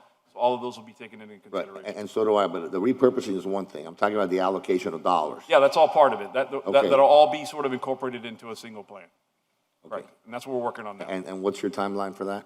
My hope is that I'll have something to present to the commission within 2 meetings on that item in particular. Okay, and when you meet with each commissioner, what's that process? You present it, how much money are we talking about? Total of about 40 million in the next tranche. Okay. Total. Less 5, I think we've already allocated 5. That's correct. So initially it was Five 50, allocated. initially it was 58 million, right? That was something like that was allocated, and the first tranche was 58 million or something around there? Yeah, we've only actually allocated as part of the initial allocation about 15 or so, something like. 15. Yeah, Okay, and 15. so the additional 40 Right. beyond that, and then we still have a balance obviously beyond that. I understand, okay, so it's not additional, it's not additional 40, it's part of the initial Correct. 55 or 58, whatever it Yes, was. sir. Okay, I understand, okay. Part of that also, as a side note, we're also working on an analysis to present to the commission. Not sure exactly when we'll have that ready on the creation of, because I know it's been discussed in the past, of a housing authority as well as a finance corporation. So we're working on both of those aspects too, which will obviously. And I'm sorry, just one more, Commissioner. And the creation of the housing authority will that authority, in your mind right now, be responsible for dispersing those dollars as we move forward, or will it still be a commission action? Still be a commission action for distributing the dollars as it relates to the bond issue. Okay. The housing authority will be more initially to implement and push that money out in terms of So projects. it's an implementing body, not an Correct. allocation, not an allocating body. Not initially. Eventually it can be if the commission desires it does it, but that's all dependent on the structure. And the dollars that we collect from all these different projects that we ask them, the developers to pay into it, that will go into that housing authauthority. It could. I mean, That I mechanism hadn't you're really trying to seen it that way. I think the commission might want to retain I control think of so that. too. I think so too. Okay, thank you. Mr. Manager, let me say on the record that while we have spoken in this commission at different possibilities, including housing authorities, finance authorities, this is something that you should sit with each commissioner because there are positives and a lot of negatives. I know you come from a world of authorities, like the parking authorities, but for some things, it might be good. Like, for instance, if you're going to be building rentals and are going to be running rentals, like in Hialeah, with Section 8 and a lot of that, which we might, once we hit 500,000 in population and we get direct dollars instead of Section 8 monies going to the county that we should handle. But, for instance, for home ownership, it's a lot more to consider that might not necessarily be good. And what I don't want to do is start to create more bureaucracies that other people are making decisions for us. And we get a lot of characters appointed that this commission at the end is going to have no say-so, no control. So I'm very, and I'm telling you on the record, I'm very, very concerned about creating all these authorities, that a lot of that we could do right here ourselves, and we could be on top of it. Now, there are some positive aspects of it, but that needs to be looked at very carefully, and you decided to, start running with this without really talking to any of us about it. All that you mentioned to me is that you were looking into that, and I'm telling you on the record, I have concerns. I don't want to see some of the same characters in this authority that were sitting here a few meetings ago and owe a lot of money still to the county and city after they were arrested and they didn't build a single damn low-income housing unit. So I'm putting it in the record. So Commissioner, so for clarity, the idea is to do the analysis. Ultimately, you're right, there's positives and negatives to structure of either or. The issue is, I felt it's really kind of important since it has been discussed in the past, and it was a recommendation as part of the FIU study to at least bring it up for discussion, but with the analysis on the benefits and obviously the... I'm just concerned, Mr. Manager, that you started running with this. No, I'm not running, I'm doing the analysis. Without sitting down with each of us and discussing it, if we wanted to go forward with that or not, or any additional studies. And I don't want, and I want to be crystal clear, I don't want none of the efforts that all of us are working on in different ways in our district to be slowed down because of that. And I'm telling you, we wasted 2 years with the not-so-great Colonel Emilio Gonzalez here, that nothing was accomplished in housing. Then COVID came right when you came along, so I understand that, unfortunately, we had other priorities. But now, it's your ball. You have it. And I expect you to run with it quickly and get a lot of the stuff that we need accomplished, because every month that goes by, we don't have a shovel in the ground somewhere. It's on you. You recognize Commissioner Diaz-Olivartia? No, I'm fine. So I would like to see the analysis of how an Affordable Housing Finance Corporation could multiply our money. Because if it is true, just like New York has an Affordable Housing Finance Corporation, they can leverage that money that we've bonded out and multiply it and make it go much, much, much further. I would like to see how that would work. All right. So I don't want to slow down the projects we have in the pipeline. We have plenty of people coming to us with land, with concepts, and we do have funding available for them. But if there is an opportunity to multiply through the right mechanism, this body will be the deciding entity, but the manager can at least bring us that concept if it exists. Since we started talking about how are we going to use the funds, and I've been in favor of trying to leverage and obtain more funds. But I agree with you, Mr. Chair. We need information, or at least we need to be briefed in what is going to be the strategy for leverage, and how are we going to multiply these funds. If also we are going to go after some companies that they could participate and provide funds, you see, and institutions that be federal or be private, that we can obtain more funds and continue with this program and make it, a viable and an effective program.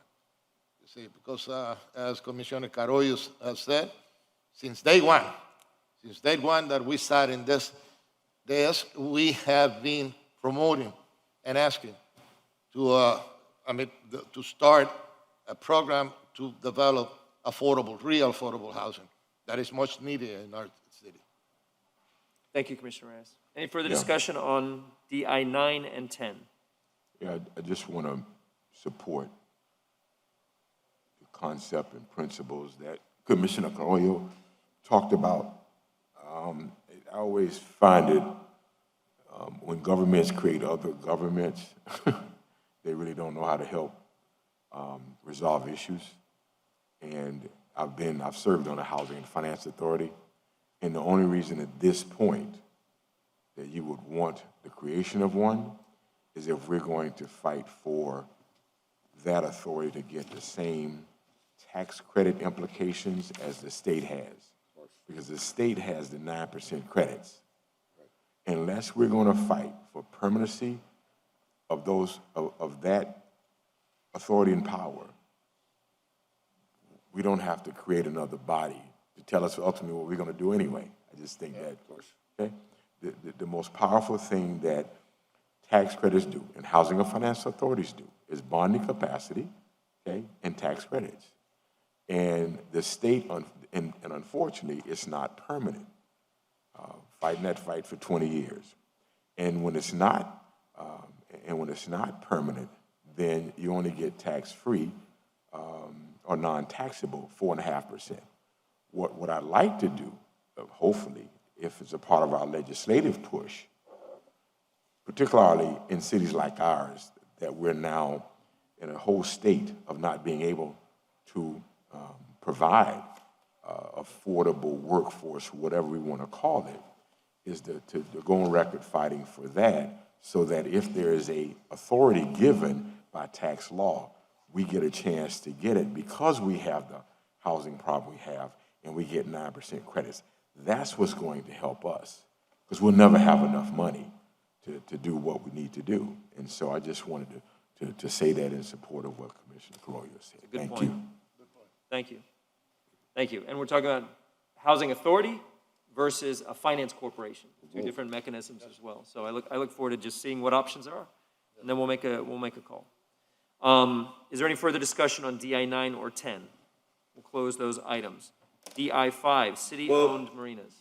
Yes. They're not closed because the manager said that he is going to bring this next week, so we're going to roll them over for the next meeting. It might take 2 weeks on one, but certainly the parks, he said, will happen next week.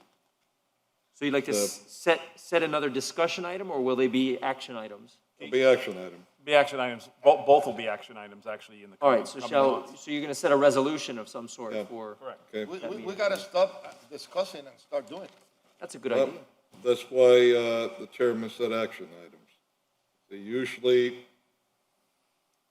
I hope we could get them both in sequence, because when the manager is kicking now, the city attorney is pulling back, and when the manager is falling asleep, she's moving. So I'd like to get them both at the same time, sequence, that they could both work together and moving forward for us. You want to set the alarm clock for both of them at the same time? They'll be awake at the same time. Thank you. Closing those items. Mr. Barcena, do you have a presentation for us on city-owned marinas? If I could make a suggestion. This is going to be an item that's going to be long. I don't think we have still all the information we need. I'd like to pick a single date to deal with this. Maybe it could be towards the end of April, maybe in May, and we just have one day to deal with this item. You'd like a special meeting? Exactly Or would you like it during a commission day? No, I think it should be a special meeting that we deal with. Can I offer a suggestion? I know we have a meeting that is tentatively scheduled for the American Rescue Plan. American as the American Rescue Plan expenditure, I think we've tentatively shooting for May 6th. Put them together, Put them together? yeah. One Okay. special meeting. It's a with two special meeting. I mean, Okay, just a yeah, suggestion. that's We fine, would, too. we would have to, and I think Todd's gonna jump in, we have to pass a reso, putting it at like 10:01 or something for that. So just a moment. The American Rescue Plan was scheduled for April 15th, correct? Has there been any official action to move that to? Yes.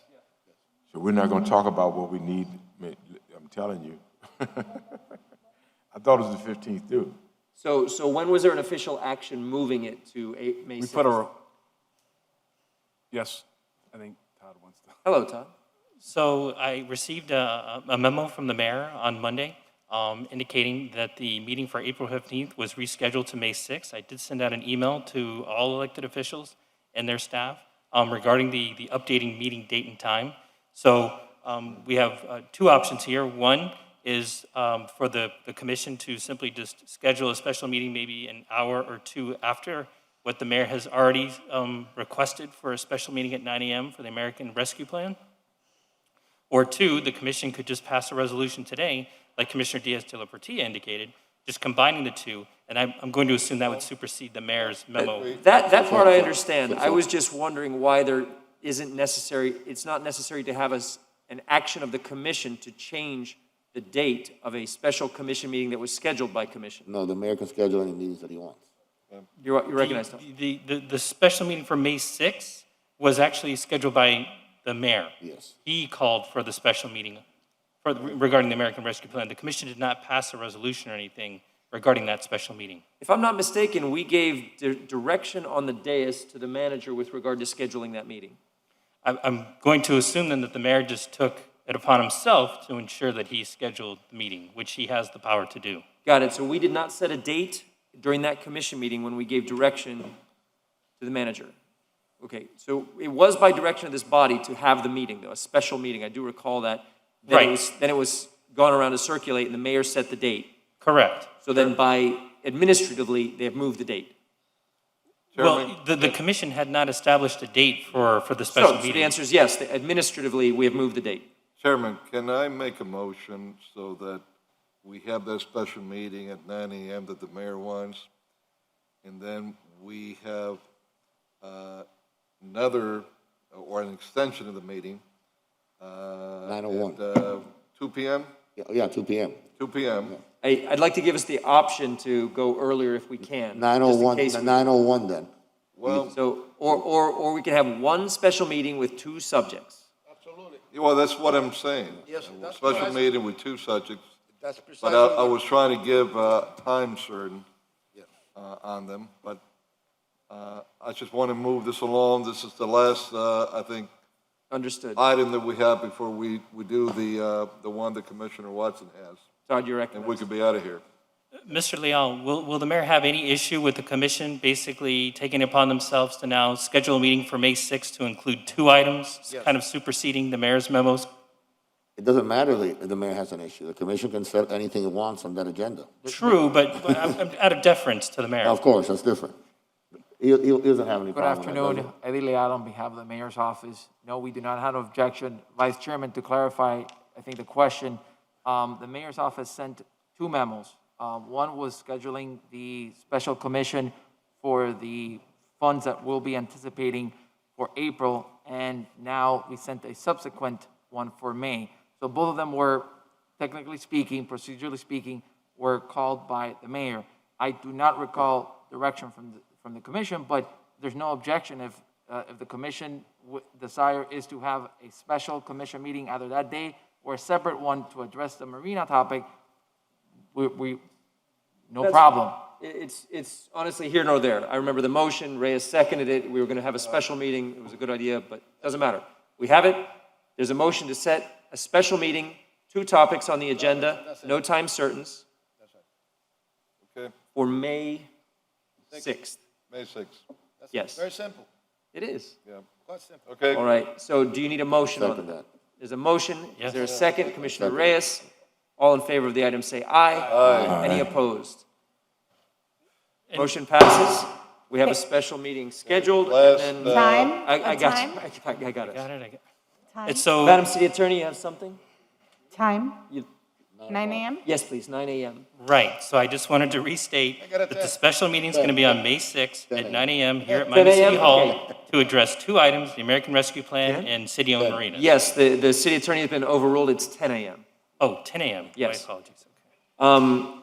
So the last item on the agenda, if Commissioner Watson would like, is a reconsideration of the mayor's request on a pocket item. I second the consideration that he's made a motion for. So there's been a motion and a second to reconsider the deferral of the item. All in favor, say aye. Aye. Now, so we could be out of here. Passes. Now, so we could be out of here real quick.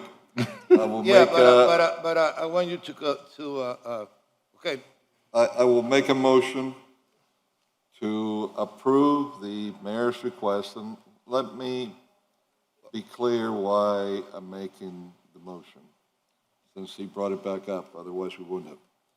One, if you remember my saying the last time that we all heard clearly what Rocky said, our attorney, on this, and she expressed to us that some recent rulings would make it harder to win, in her mind, this case now.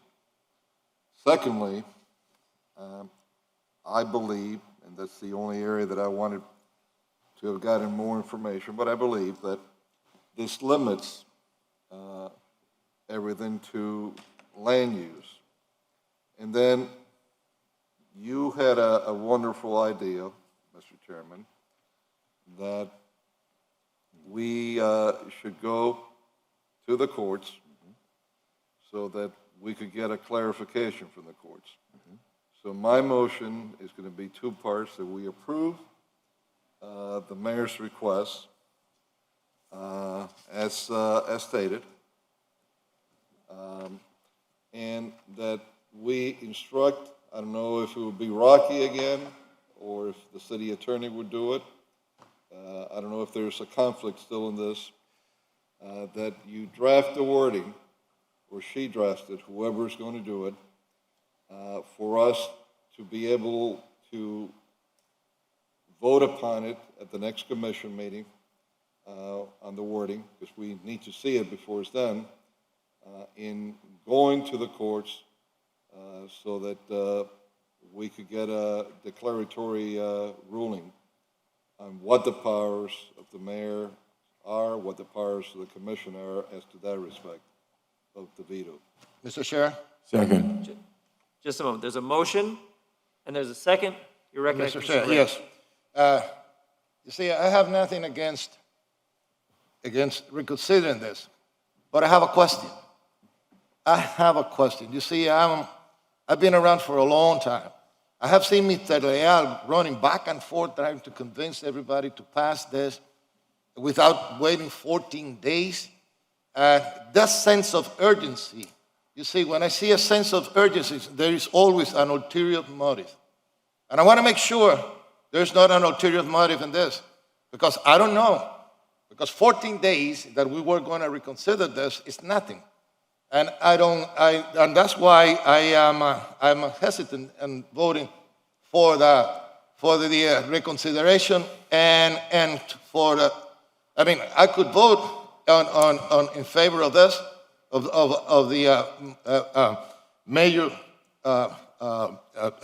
motion or resolution, whatever. But you see, I don't know. I've been around for too long. And when somebody goes around and somebody wants, shows like some sort of desperation, you know, and trying to, have that sense of urgency, in my book, I might be wrong, or probably I'm 100% wrong, but it raises the question, why cannot we wait 14 days? Well, Vice Chairman, if I can be heard on this matter. Let me, Yes, I brought this up, so let me. Are you done? Let me help my colleague. That is my only concern. You Let me see, ju- and I would like to clarify You're clear. what potential actions could be taken if we pass this now.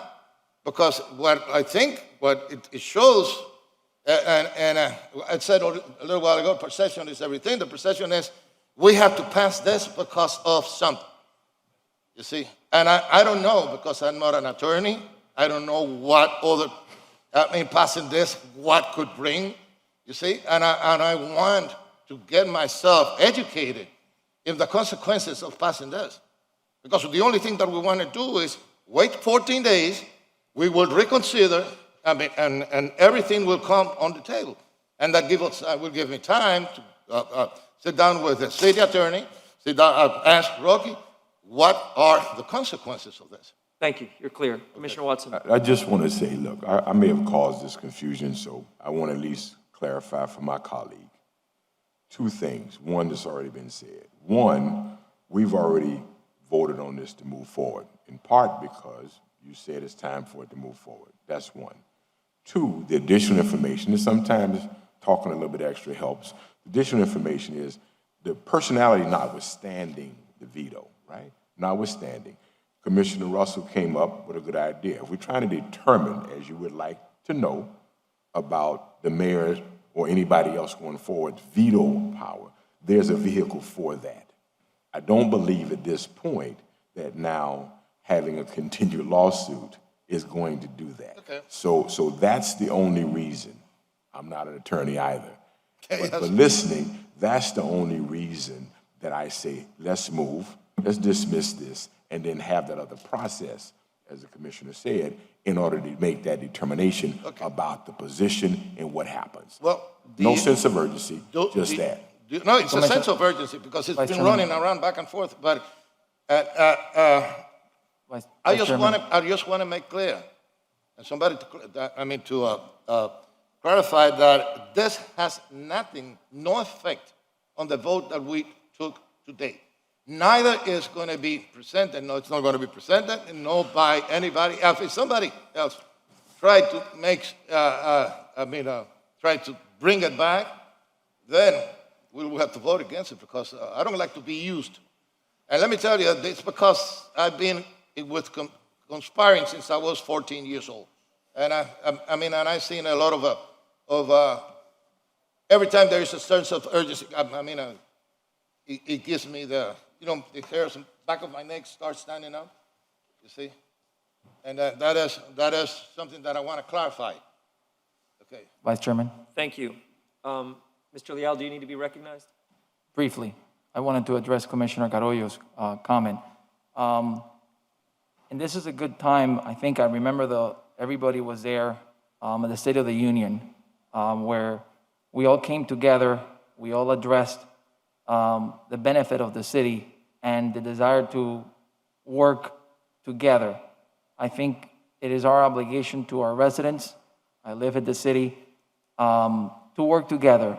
So Commissioner, I understand that there's always the benefit of finality or a decision from a declaratory judgment, but, and you clearly have moved for that, but I would respectfully request that, given that new pace that we've passed, and the improvements and the relationships that we're building with you and all the commissioners, that we're not trying to be antagonistic here. You always have the ability and the desire and the power to file a declaratory judgment, but I think that, to use Commissioner Watson's wording, we're looking for finality. We're looking for a conclusion of the matter. That's all that this is doing. So I would respectfully request, let's, to the extent that we're okay, approve the dismissal. We don't need to spend more money. We don't need to spend more time on trying to get some resolution on this matter. Let's come together. Let's finalize the solution. Let's focus our energy of the city attorney and my energy and everybody else's energy on something productive, either housing, homelessness. We have so many issues. And the veto does come up every so often. Mr. Lau, if you could stop there, 'cause I want to finish this meeting quick. Yeah. Yes, sir. I'm hungry too. I'm hungry too, Commissioner. I heard what you said on behalf of the mayor, and I will grant you this. You are correct that I think we're all trying to move forward in working for the betterment of the city. And I think we've been doing a pretty good job of it for quite a while.